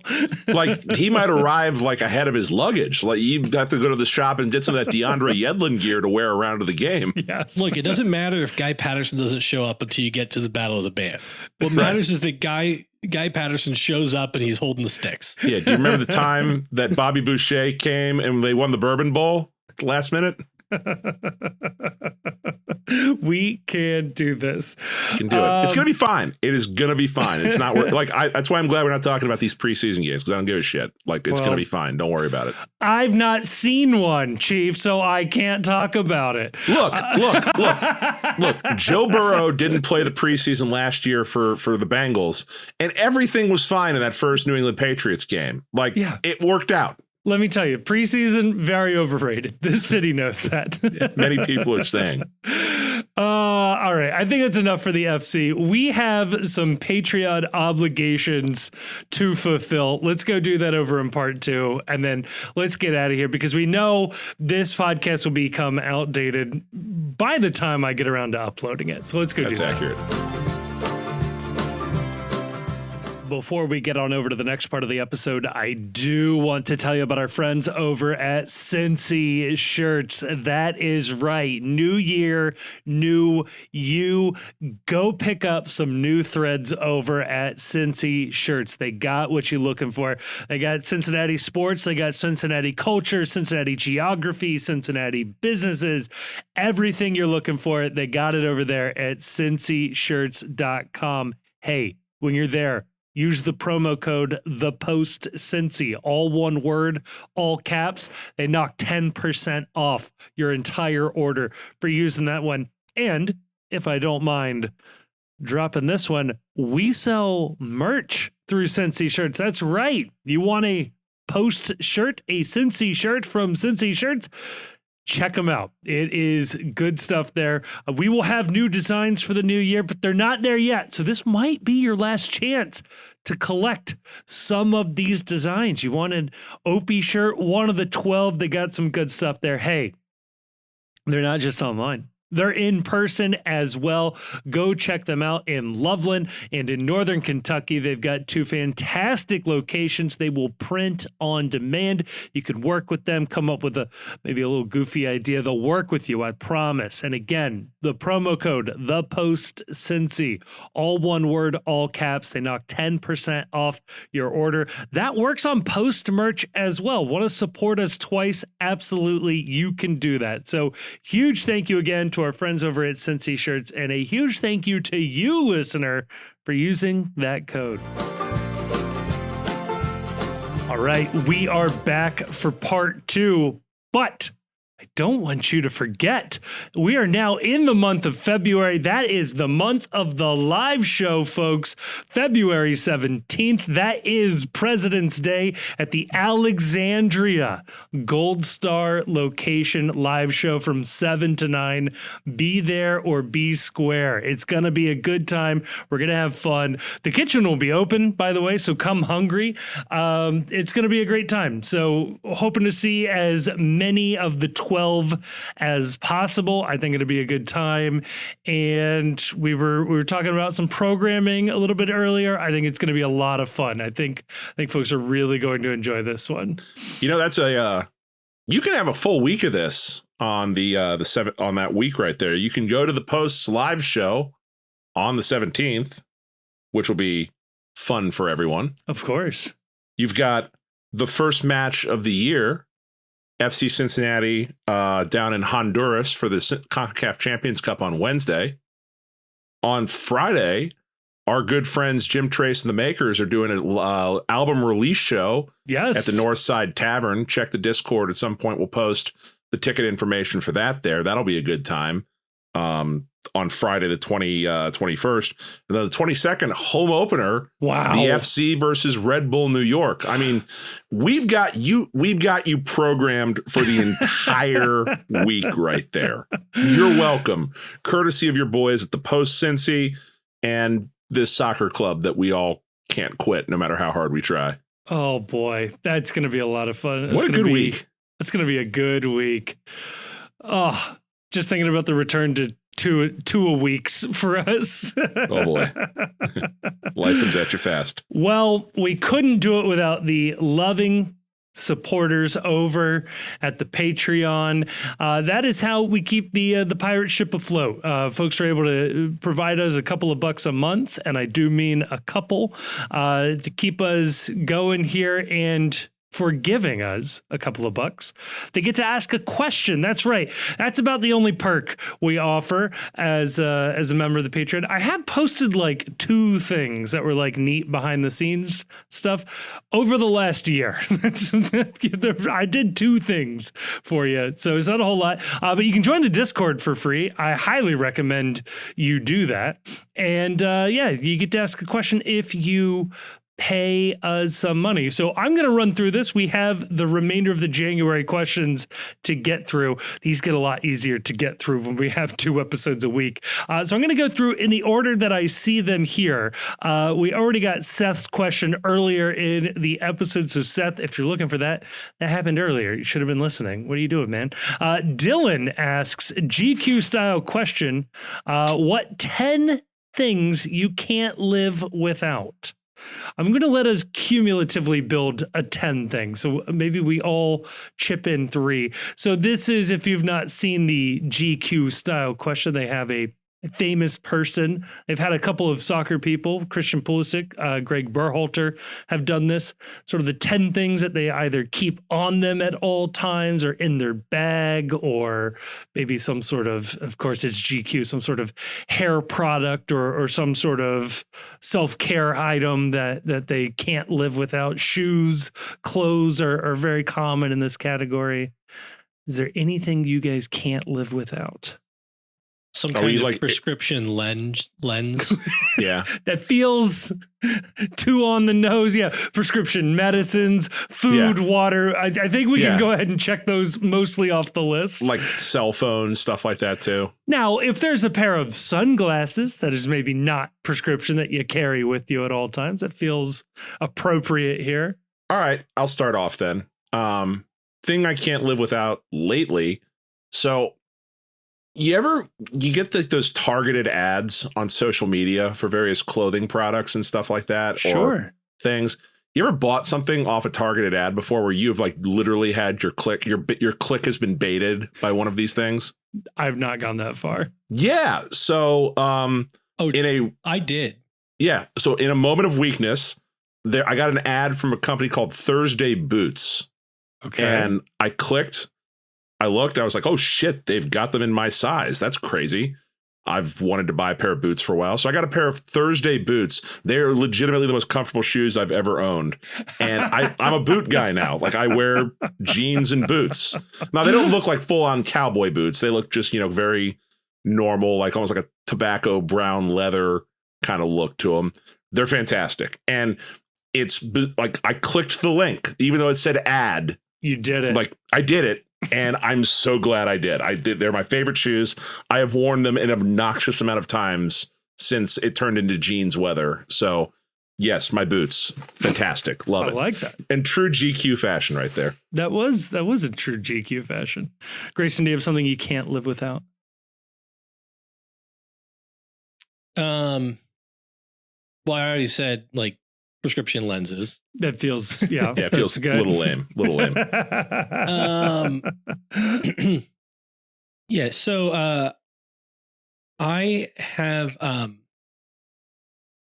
I've recently kind of retooled my my wardrobe a bit, where I have like I wear a lot of like kind of like almost like sweatshirts and sweaters. Ooh. But like I got this I bought a merino wool quarter zip. Mm. And I think I wore it like 3 days last week to work. Nice. Love that. Sweaters don't count. Sweaters you can wear every day of the week. Yeah, but exactly. Plus, like when I bought it, the woman who checked me out, she's like, by the way, this is merino wool. So like you don't wash it very often. Way ahead of you. Way ahead of you. Yeah, way ahead of you. Yeah, Wait, you have to wash some of these? Right. This is going to live in the purgatory pile on the chair. I think you guys are going to kick out of this. This has been kind of annoying for people in my life, but I love it. I am over the moon with this. I have sought to digitalize my life, go on a bit of a digital minimalism, I think is the technical phrase here. I downgraded my phone, and I'm going to hold up what the item that I use as my phone now, and hopefully you're able to see this. This is my phone now. Oh, you're one of those people. So this is great. So what this is my Apple Watch as a phone. But what's great is my Apple Watch has cellular service. So this is my everyday carry right now, baby. I send text messages. I've sent blue sky skeets from this thing. It can do a lot, but it's teeny tiny and it sits in my pocket and I don't even think about it. It can't bother me that much. I'm over the moon with it. I absolutely love it. Mm. There you go. I don't love that. we crawled out of caves for a reason. It's we can do better and we should strive to do better. It reminds me of the tiny phone that Derek Zoolander uses. It really did look like that a lot. It's very tiny. It's as if you had basically 1.5 Apple Watches stacked on top of each other. Is about the size of this device. Can't live without it because it is my way to communicate with the world right now. There. So you got one thing we can't live without from each one of us. That's good. I don't think we need to do a full 10. That's a lot. That's you paid $3. You paid $2 for this question, okay? Ask a question 10 months in a row. Yeah. What are 3 more things you can't live without? Matthew Carucci asks, this is specifically for Chief, but I know Grayson is going to have takes. Chief, apparently they're making a Big Red Machine movie and Jack Black is playing Pete Rose. Who should play the rest of the squad? Oh my God. This question, by the way, is how I found out about this movie. They really are making a Big Red Machine movie. It appears to be very real. With Jack Black. What, like, why? Awful. Yeah, no, like my instant reaction to this is no.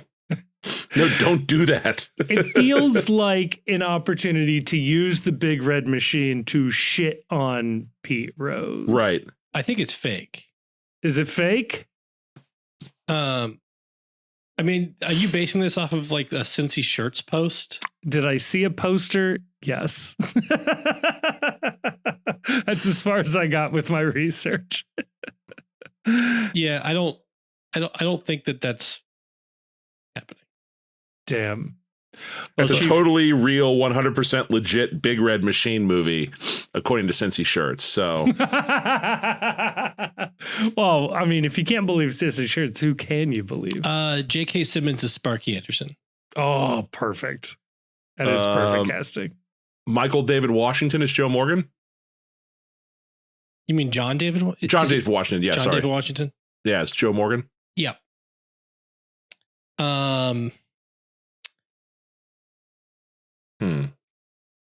The guy who I just saw The Brutalist today. Oh, yeah. And I think that the guy who played his buddy Gordon could play George Foster. Okay. I don't know the actor's name. I'll pull it because I don't want to be a jerk. Well, damn. Now I'm sad that this movie isn't real. Maybe like Zachary Quinto as Johnny Bench, the guy who played Spock in the Star Trek movies. And he's on that awful show that's on where he's the doctor that does drugs on network TV. Isaac de Benkole. He's Ivorian. Sign him up. But yeah, he could play George Foster. Well, there you go. We got the makings of a good cast. J.K. Simmons as Sparky is perfect. J.K. Simmons is really, really good. Who was? Please, who do you got? Pedro Pascal as Davy Concepcion. Sure. No, we're gonna need star power. There's got to be somebody that's like a leading man in this movie, because Jack Black ain't. He ain't. You know who should play? The guy who plays Baracho in Den of Thieves should play Davy. I'd also take Diego Luna from Andor as Davy Concepcion.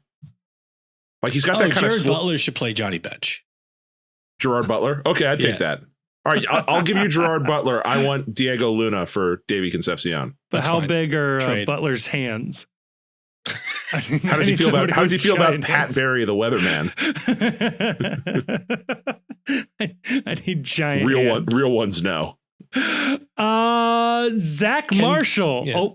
Please. Zach Marshall asks, is anything going to be done about the pitch this year, or will it be just as choppy as post Chesney? Well, is this referring to the Zach Brown Band concert that was announced this week for TQL Stadium in late May? Zach asked this question before that concert came up. I am going to just go out on a limb, and I owe people a turf episode that weighs on me every day. But I'm going to go out on a limb and say that the team is going to have a better pitch this year, because I think they learned a lot of lessons from this year. I think that they're going to have a better pitch this year because they have to have a better pitch come Club World Cup in June. Like, it's got to. Yeah. There's some contractual obligations that have to go into all this. It would not surprise me. I haven't heard this anywhere, but it would not surprise me if they are going to have to install an entirely new pitch for the Club World Cup. Mm-hmm. And so the plan all along would have been to tear the grass up and reinstall new grass in late May, early June, ahead of the Club World Cup anyway. Yeah. Like, that would not surprise me. The only other thing I'll say about it is that I know people are worried about this concert. Not a botanist, didn't stay at Holiday Inn Express last night. But if you talk to anyone who knows any of this stuff, it is significantly easier if they need to patch the turf or install a new turf. it is significantly easier to do that in May than it is in July and August, just based on rainfall and growing seasons for various plants. Like, they replaced the pitch at like one of the worst times to do it last go around for like taking root and going well. If you have to redo the field in May after a concert, it's most likely going to go a lot better. Yeah, I'd agree with that. Yeah, and last year in particular, it was very dry. Like, everybody's lawns were dead. I think I mowed like 3 times last year total. Yeah, it's great. If you bought a mower, you got ripped off. Yeah. Also, not for nothing, Zach Brown Band, incredible live show. If you have the opportunity, even if you like say to yourself, I'm not a country fan, why would I ever do that? Zach Brown's a good time. I saw him play live show. I saw him play at Great American a couple years ago. Did covers of both Cult of Personality and Ants Marching in the same set. Like, that takes a little bit of range to pull off. There you go. Maybe we get Zach Brown on the podcast. Dude, that'd be great. Josh Burke asks a question. Now that the cancellation of MLS Extra Time show is official, is all state-run media now on Apple TV? How does this remotely make sense for MLS? Unrelated, when is this new MLS postcast show kicking off? Go ahead and apologize to your respective significant others in advance. Josh, I love the enthusiasm. I do think that this is a larger topic. The MLS state media, MLS media environment in general. It is funny. On the Blue Sky, I had complained about, MLS killing, or Apple. I assume MLS is the one killing this off. And was very quickly reminded that MLS is about the only sports league in the world where we demand these media productions from the league itself.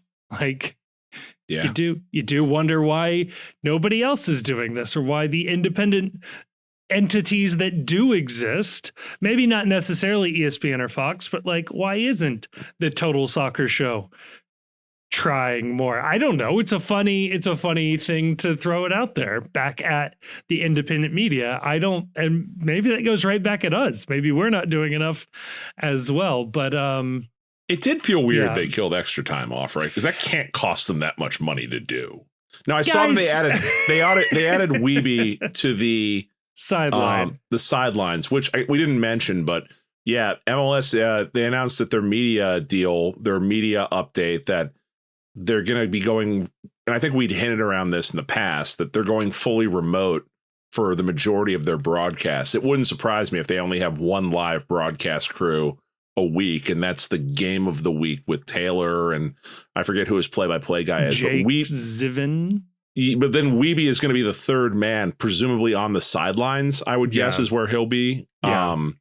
But otherwise, MLS is going full remote. They're going to be doing these games live from Florida, in the same place I think Mike Watts calls the NWSL games or the USL games. Yeah. It just, why would you kill that podcast off? It couldn't have cost them much money to do. And like, if anyone was listening to it, that's just added benefit for your league, right?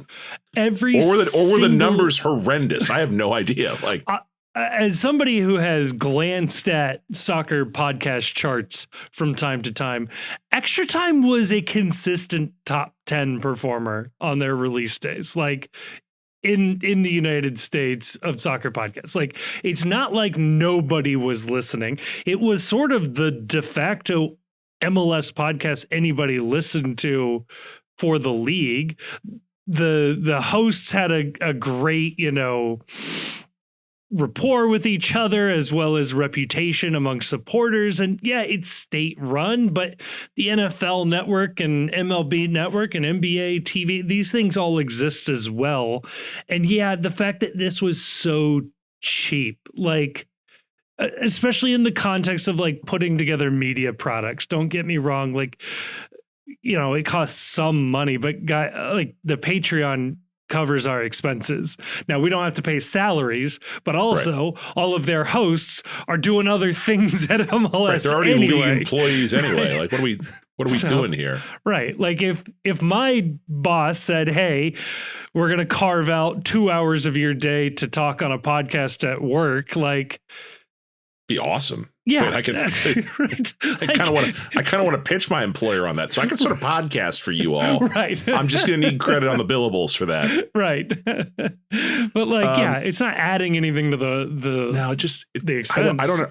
And so like now, where is the best, like soccer wise, I guess, is now your best MLS content? Which is extra time, just not attached to MLS, which is, I don't know, maybe that's healthier. They can be a little more, critical.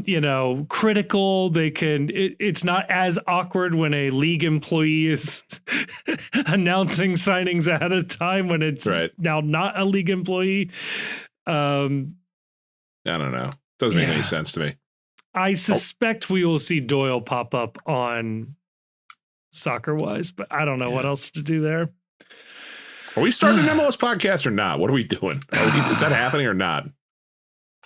We can powwow this live on the air for like everyone. Because probably going to swap, probably going to replace the Wednesday that would be the thing with a broader MLS. Focused episode. And it would probably have to live on a separate feed. But I think there's something to it. Yeah. I don't know if people want it, or if people would rather us double down and triple down on FCC. Yeah. Let us know. I put a thing out on Blue Sky and on Twitter. Like, what would you be looking for in an MLS podcast? And it got like actually some traction. So I think that there's, people are interested in that. My take is, and I've told you guys this separately, that I think the biggest mistake you could make with an MLS podcast is feeling compelled to talk about every team for the sake of talking about every team. Yeah. That like what you're looking for is, we ramble on this show, but what you would look for on that Wednesday show is a tight, like 60 to 70 minutes. We're going to talk about the top storylines in the league. We're going to talk about any big match that's coming up that has implications, transfers in, transfers out, stars overperforming, stars underperforming. And then you try to have some sense of, we haven't mentioned Montreal in a month. Maybe we should say something about Montreal. But beyond that, it's like, man, if you are dialed in to one team and one team only, there's an ecosystem for that. Like, go listen to, whatever the French word for podcast is, go listen to that in Montreal. But like, I think like where there's a niche a little bit would be just like, I am a fan of FC Cincinnati, but I would like to know more about the rest of the league wide as a whole. Right. How do I stay up on what's going on around the rest of the league? Not like here's our 5 minutes about this match. Here's our 5 minutes about this match. And because we haven't mentioned this team, here's 2 minutes talking about what a great team this team is doing right now or how badly this team is doing. And also, we've wanted to get into other more general soccer interest topics. Yeah. Like some of the stuff around the, founding of MLS, some of the stories around the years that I think this still is like kind of undercovered or underknown. Yeah. If we'd wanted to talk about the, ongoing NASL trial, like that would be a better place for that. Right. Than the like FC Cincinnati show. Yeah. Which, by the way, the NASL trial, I'm not super up on all the day to day, but the judgment motions were incredible reads. Yeah, so they have closed though. So I was gonna say, should we expect a conclusion like this week? The jury is going to get charged tomorrow. Okay, I'm pretty sure.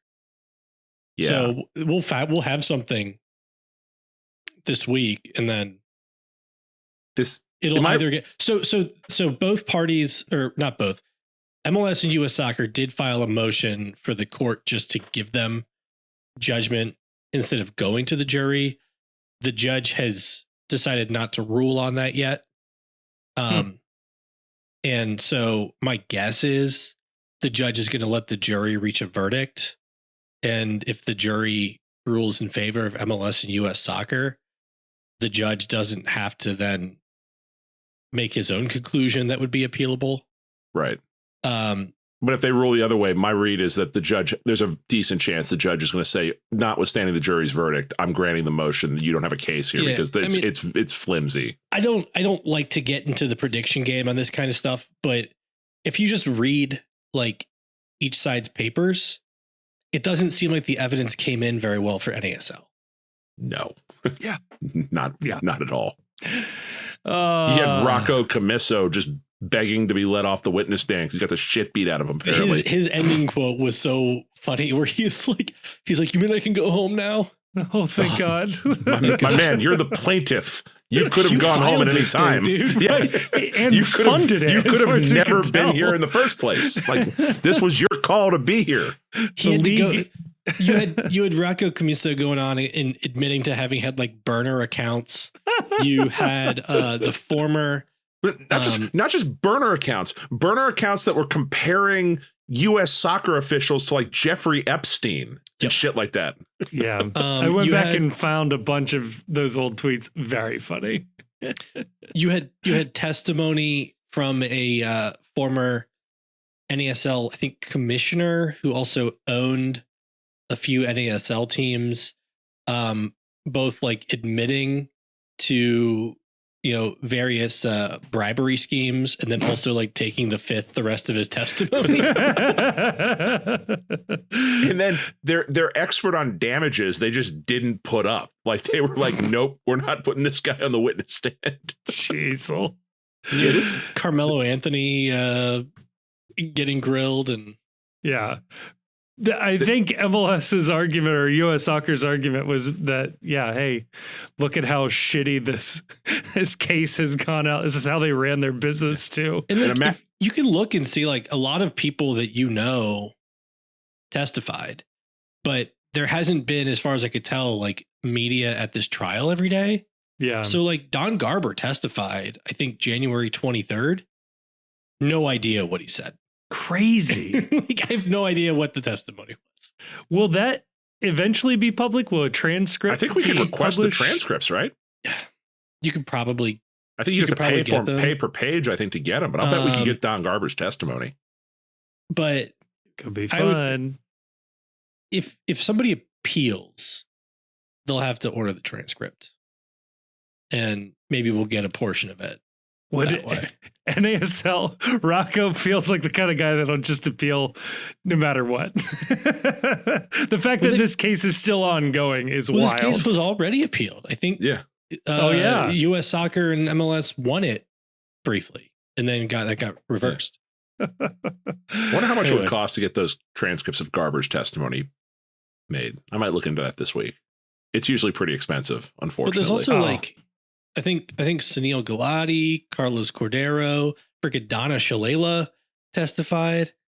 Damn. Yeah. It's kind of crazy. No one was reporting on this case like live. Like there was no market for like this being covered. I think the only like actual detailed trial testimony article I saw was about Carmelo Anthony's testimony. Yeah. I saw that as well, and it like did not go well, and it was juicy. So if people don't know, the reason Carmelo Anthony was testifying is that he briefly owned a team in NASL. It was the Puerto Rico Islanders, or it might have a different name. Yeah. Anyway, let's move on. Oh gosh, we still have a handful more questions to go. This might be power it. Through. Okay, Adam Clay Reeves asks a really good question. This is long. Stay with me, but it's really good. And Grayson, you're gonna love this one. All right, you've frequently and correctly bemoaned the lack of transparency in MLS operations, especially concerning the league's salary cap compliance rules. Discussions over Barrial's extension and loan highlight that lack of information. We have no idea what we, as in FCC, might be getting in return in GAM conversion or salary cap relief. My question isn't, don't you agree MLS should be more transparent? But rather, is there someone at the league office who knows all these answers. Do you think there is some poor schmuck at MLS headquarters who is really good at Excel and maintains a master spreadsheet with all this information recorded in order to decide by a particular date whether teams are in fact compliant with the salary rules?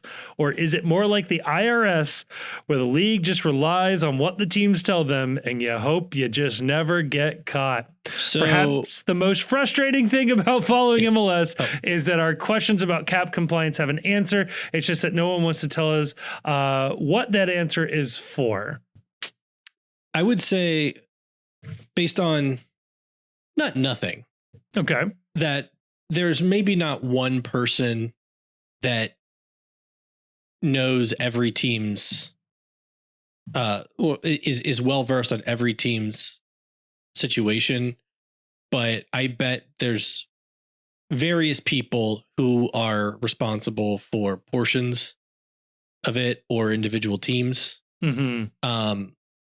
And certainly I would assume that there's a lot of people who have access to the information that would be necessary to compile every team situation, but maybe aren't working on every team, on a day-to-day basis.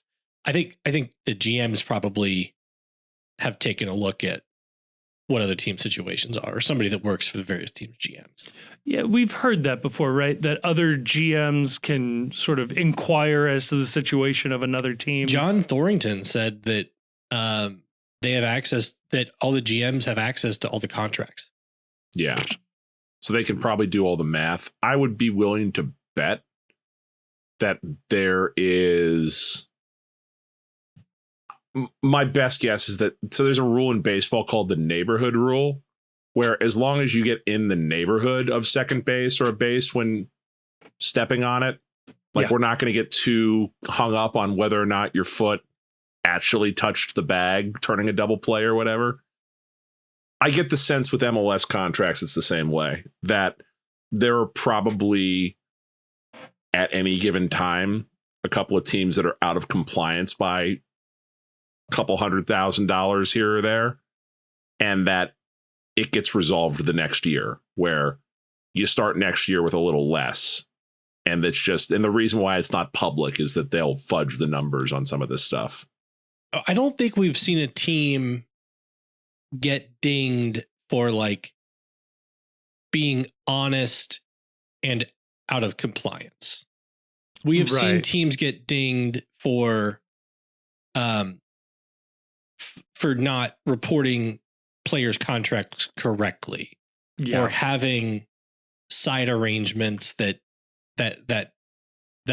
should be accounted for in some way in the rules. So I think that I think Chief is probably right that if you are dealing with the league openly, it's probably a little bit of wiggle room. Yeah.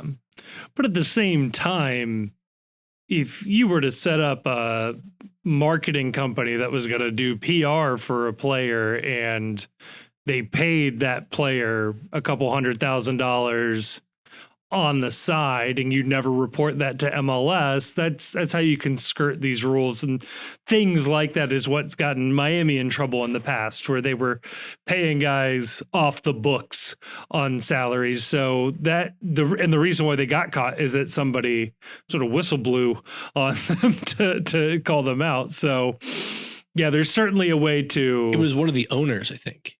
That's right. I think the owners were fighting each other, and one of them was like, I'm telling Dad. Anyway. So, yeah, who knows if we would have ever heard about Blaise Matuidi being an illegal DP in the league. Luke Scherner. Hey, it's Luke. He wants to know what led to each of us being interested in soccer. I'll take this one first. This is a very simple one. I feel like a lot of people have this story. I liked playing it growing up. It was a lot of fun. And sadly, for most of my life, it was extremely difficult to watch. It was very hard to find. If you did find it, it was on like very esoteric Fox soccer channels that only broadcast in Spanish on like 24-hour tape delays and things like that. It was very hard to find. So when World Cups would show up, it was super easy to watch. So getting into World Cups was pretty easy for me. You find your way into an American Outlaws group from there, and from there, the FC Cincinnati Ultras in the Pride took me in as one of their own. So that's sort of my path. I don't know, Grayson, how did you come to find the game of soccer? Yeah, I mean, I played growing up, played through high school, played intramurals in college, played various men's leagues after college, indoor and outdoor. Yep. So I mean that's it's not really more interesting than that, I think. It's just right. It was a sport I played the most growing up. I think like a lot of people, I was primarily a fan of the men's and women's national teams. Mm-hmm. And didn't have a club team for a long time. And then, the European League started being easier to watch over here. You kind of adopt a team through that. And then because mainly I would just watch games that Americans were playing in once I got access to those. Right. And then I kind of picked up Tottenham because I had the opportunity to go to a game there, and that was really it. I was over in London. This is the team that I could get tickets to that was playing at home the day I was going to go to a game. So that was that. But getting a professional team in Cincinnati, kind of cinched me diving more aggressively in. Yeah, same. Kind of closer to Kevin's side. Like I started watching the Premier League on tape delay on Fox Soccer Channel. Just because it was on when I was home between classes when I was in school. So I got involved in that. I had to pick a team to root for. And at the time, the Buccaneers were terrible. And I was blaming that on the fact that the Glazers were too interested in Manchester United. So I was never going to support Manchester United. And then in my first year Civ Pro class, there was just an absolute tool of a human that wore an Arsenal hat every day. And he was the typical douchebag in school where he would raise his hand, not to ask a question that moved the discussion along, but to tell a personal story that he thought related to what we were discussing, and then ask if it was similar to what we were talking about, where we had to listen to this guy spew his bullshit about something that he'd been doing, trying to sound smart. And so from that point forward, I hated Arsenal, with a passion of 1,000 burning suns, just because of how much of a douchebag this guy was. And so that kind of left Chelsea, because it was Arsenal, Man United, and Chelsea were the teams that were being televised the most. So I picked up Chelsea by process of elimination there. And like Grayson, big into the U.S. men's national team, started following them really, really heavily in the early 2000s. Woke up early to watch all the games in South Korea when they played there. Ditched work to go to the bar to watch Landon Donovan score the goal against Algeria, I want to say, that sent us through to the knockout rounds the one year. Yeah. And yeah, then when, we found out FC Cincinnati was getting a team, I was like, you know what? This sounds like a whole heap of fun. Maybe I should go help start a supporters group. And here we find ourselves. Man, that Landon Donovan goal, I was washing dishes and we were listening to it in the kitchen on radio at the kitchen I was working at, and it was great. Jumping up, screaming and yelling. So good memories. Times. Good times. So this is just like a random thing, just reminded me of in 2014, there was a sports bar open in downtown Cincinnati, and buddy and I, or work coworker and I, ducked out to watch at halftime of the U.S. Belgium game to go finish watching it at the sports bar, and it was great crowd, super rowdy. When Wondolowski missed that shot, this dude who was like a couple of people down from me, all decked out in U.S. stuff, a little, I guess, probably, among the drunker folks there, A little overserved. Sure. He was holding like a whiskey glass and like sipping it and watching it. And when Wondolowski missed that shot, he threw his whiskey glass on the ground and it shattered. No. That poor whiskey.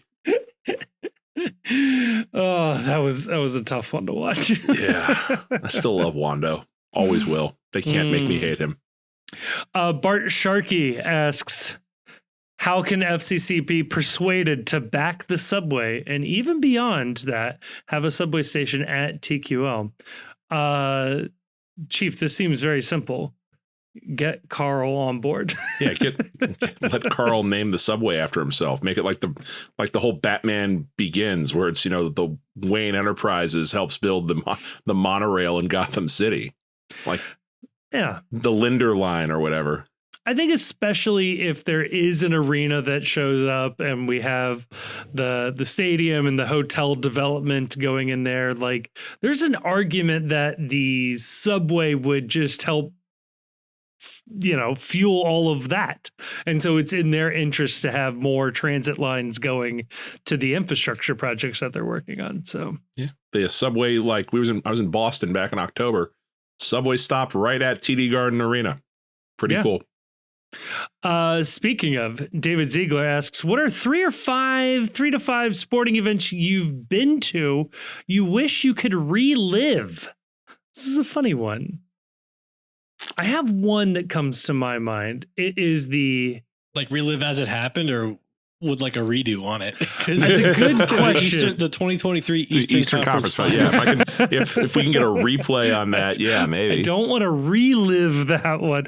I was there at the Pike to Benz game for UC versus Pitt for what was essentially the Big East title game that year. It was so unbelievably cold, and we almost left at halftime. I feel like if I knew it would be a very joyous event, I would have not been as miserable most of that game. People forget that was tough. It was a tough first half for the old Bearcats. It took a lot out of us.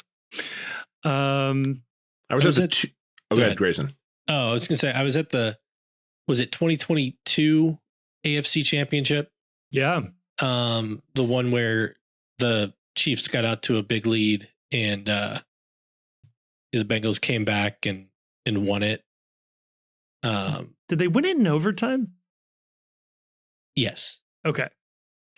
That was a hell of a thing to be at. Yeah, that's pretty cool.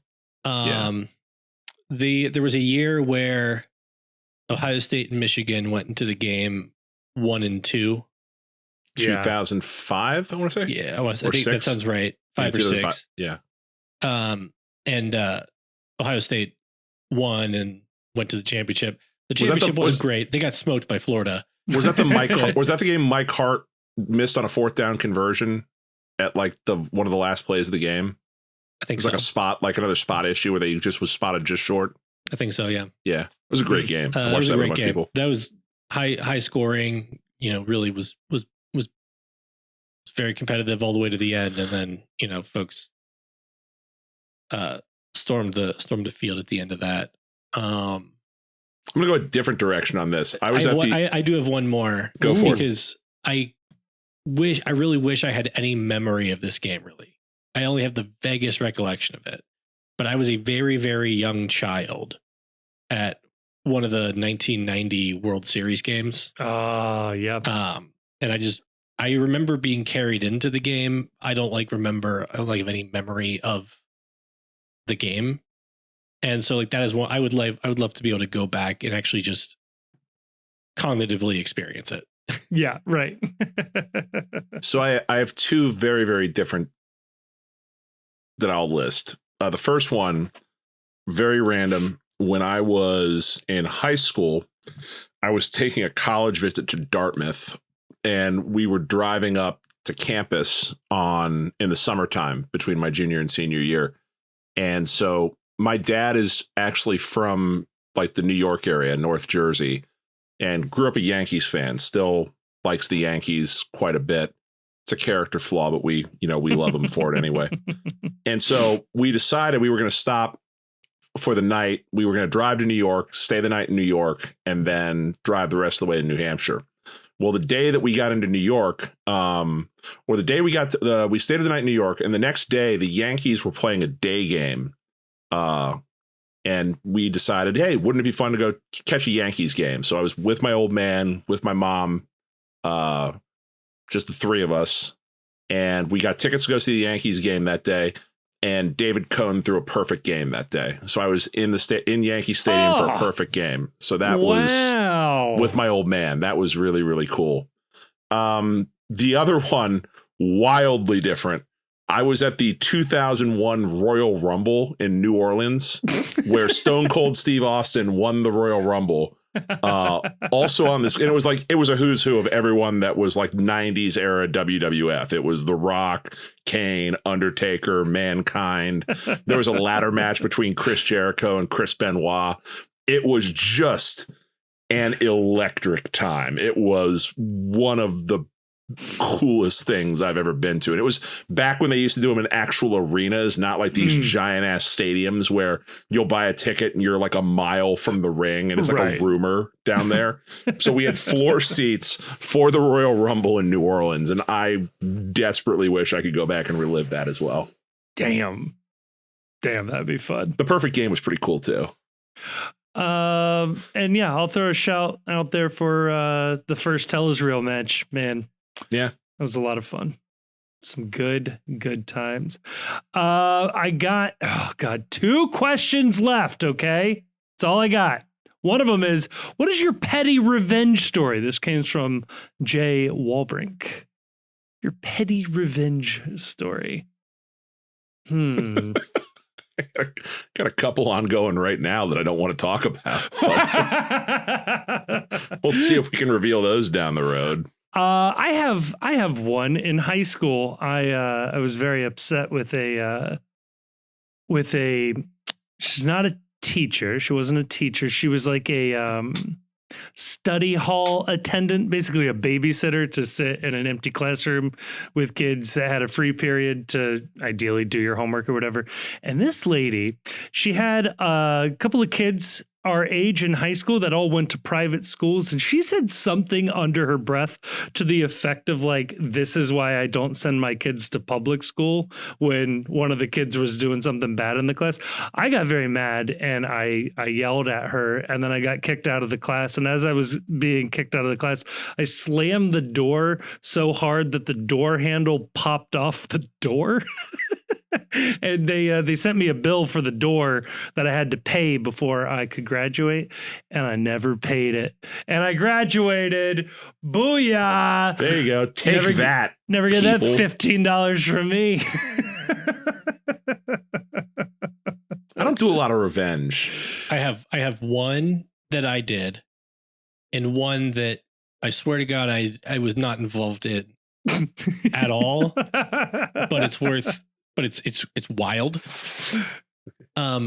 First one is I was really annoyed at a former boss one time, and every time I got annoyed at him, I would come up with something for the company to like spend money on that they couldn't say no to. And so it would be like it'd be like, hey, I want to go take this customer to this to volunteer at this and I want to at like this this shelter, and what we're gonna do is we're gonna go buy food and like serve it at the shelter. True story. This is exactly what we did. And I was like, I think it would be nice if the company, paid for it. And it was like, it was like, like $300 worth of food, like not like breaking the bank or anything, but like, I just knew that it would like really grind his gears. But it's like, well, one, it's like charitable. Oh, yeah. And we're getting like a business associate like involved. So there's like a business purpose to it. And it's making us like look good to this individual. Right. I love that. So that's how I get revenge. By doing good. Damn, I'm an asshole. I'm not big on revenge, but so I think of like what's something that like it doesn't really matter because I just like the annoyance that you could see. I think is is nice. It's a nice side benefit, I suppose. So there's somebody I know who was in a relationship with another individual. Okay. And this person was mad at their partner. Okay.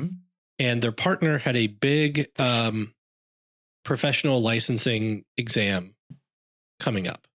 Okay. And their partner received a thing in the mail that said, hey, there's a deficiency in your application. And you need to correct it by X date, or you're not going to be able to take this professional licensing exam. Oh no! And this person pitched it, oh, and their partner did not learn about this in time, and was not able to take the exam at the appointed day. And like, don't do that. Like, I feel like there should have been more consequences for this. How long did this person have to wait to retake the licensing exam? Was it potentially from an October to February wait? I think it was like kind of like from a July to February. July to February. Yeah, sorry. Results would have been in October. Oh my God, that's awful. Oh my God. I feel like if you figured that out, you start looking at like, can I get you on like a mail fraud? Like you're messing with my mail. Right. The answer is yes. I'm not but good luck getting someone to investigate. I'm not sure. I don't know for a fact that the partner ever learned that this is what happened. Oh no. Oh, they're walking around their whole life with this guilt that they're like kind of a moron. It turns out they were not. Damn. All right, last question here from Price Assassins. God, this is an involved one too. We'll figure out a way through this. MLS's newest regulation, fun bucks, are now exclusively given to each club based on box office returns. The regulations state that 1, it must be a reboot or a remake movie. 2, the entire cast can only consist of players on the roster. And 3, only one movie release per season. What movie does FCC need to reboot? What characters will each player be assigned to ensure that we get the maximum amount of fun bucks for our roster? So it has to be a reboot of a movie. It has to be a reboot or a remake, however you would like to interpret that. So it's got to be something where there isn't like franchise fatigue with it already. And it's got to be something where... You don't want to do another Spider-Man? I don't, in fact. Yeah, you know what the internet's going to do if it's like, it's another Spider-Man, but Luca Orishano is Spider-Man? I don't need that. Although he'd be electric. He'd be great. I was out last night with a couple of friends, and we tried that new bar, Annie Oakley's. It's a cocktail bar in Oakley. Yeah. Fantastic. High recommend. Before that, though, we went to the Firmatorium, the Nine Giant place. Yes. Good times. Not as good as Street Side, obviously, but still, a good time. And they were showing the Never Ending Story like it was just streaming on one of the televisions. Let's reboot the Never Ending Story. That was back like when everyone like of a certain age kind of remembers that as being a good time. It was back when they would make kids movies that were mostly traumatizing to children. I'll bet you could have some fun with just that as a concept. with the cast of FC Cincinnati. Plus, most of them are short enough to be kids, plausibly, I think. So I like it. I think it could work. the other option was they showed immediately afterward was Fern Gully, but they already did that with Avatar. So Let's reboot Avatar. Matt Miazga is Jake Sully. it would be clearly Nick Haglund. Matt Miazga would Of be the course. villain. Oh, yeah, he would be. I would say we're going to do Tar. Lucho is going to play Lydia Tar. Luco Urshana is going to be the Mark Strong character. Okay. That ends up replacing Tar as the conductor of the Mauler, the less, I guess. No, actually no. That's can I use Bupenza for that role? Actually, I'll If you can allow find it. him. Yeah, right. Urshana would play Tar's wife, who's gonna realize that she's been mistreated. We can. I'm not wedded. Players can choose whatever the gender of their character is. Oh wait, we're rebooting the Goonies, and Mama Fratelli is Jeff Birding in a wig. No, you know what you should do? Hairspray. And Jeff Birding plays Edna Turnblad.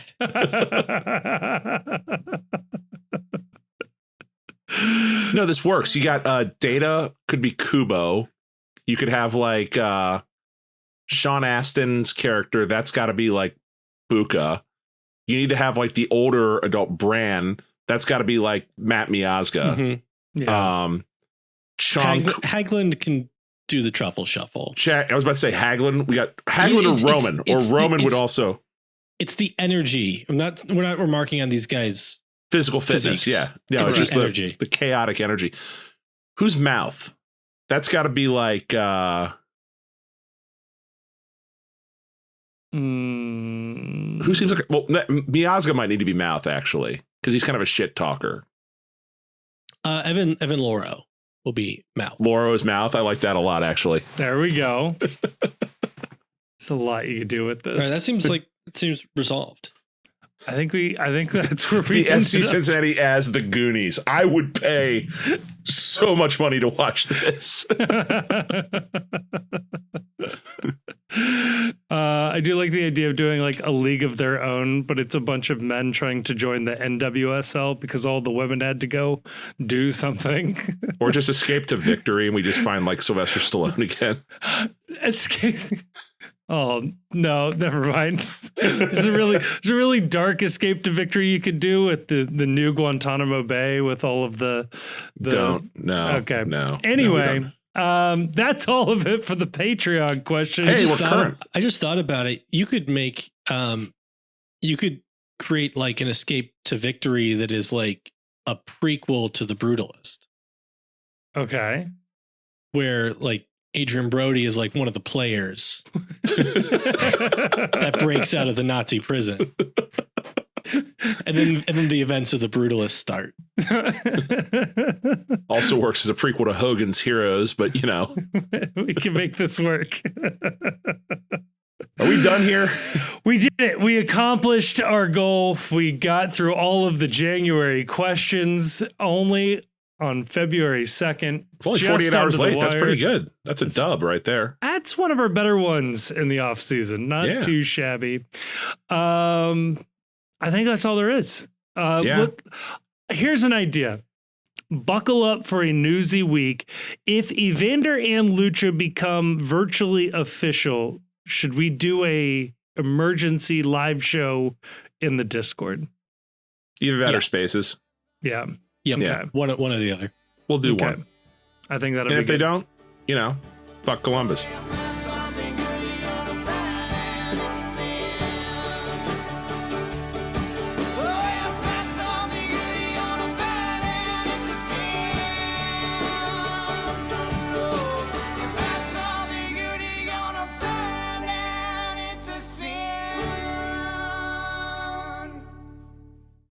Thank you so much for listening to this episode of the Cincy Postcast. It is a production of The Post Cincy. You can check us out at thepostcincy.com or just click a link in the description to check out some of our written work. It also has links to our social media accounts across all sorts of different platforms, including YouTube, where we are trying to do more and more video content. Please, dare I say it, like and subscribe and leave a comment. But no, that would be really, really helpful. I also want to give a thank you to Jim Trace and the Makers. They're a local Cincinnati band who provided all of the music for this episode. We love having them on board. You can check them out. Again, link in the description of this episode to find out where they might be playing shows next or where you can listen to more of their music.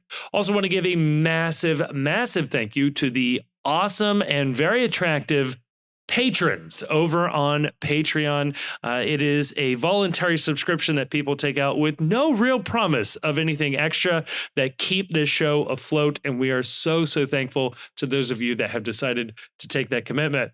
If you do like the show, or at least just want to engage with other people who have listened to the show and want to talk about FC Cincinnati, MLS, soccer, or really anything else, you can go on over to Discord. Again, link in the description. Lots of links in the description where you can find a link to the Discord. That's where we are keeping the conversation going 24/7. It feels like it's a really fun group of people in there just talking about FC Cincinnati. And like I said, just about everything else.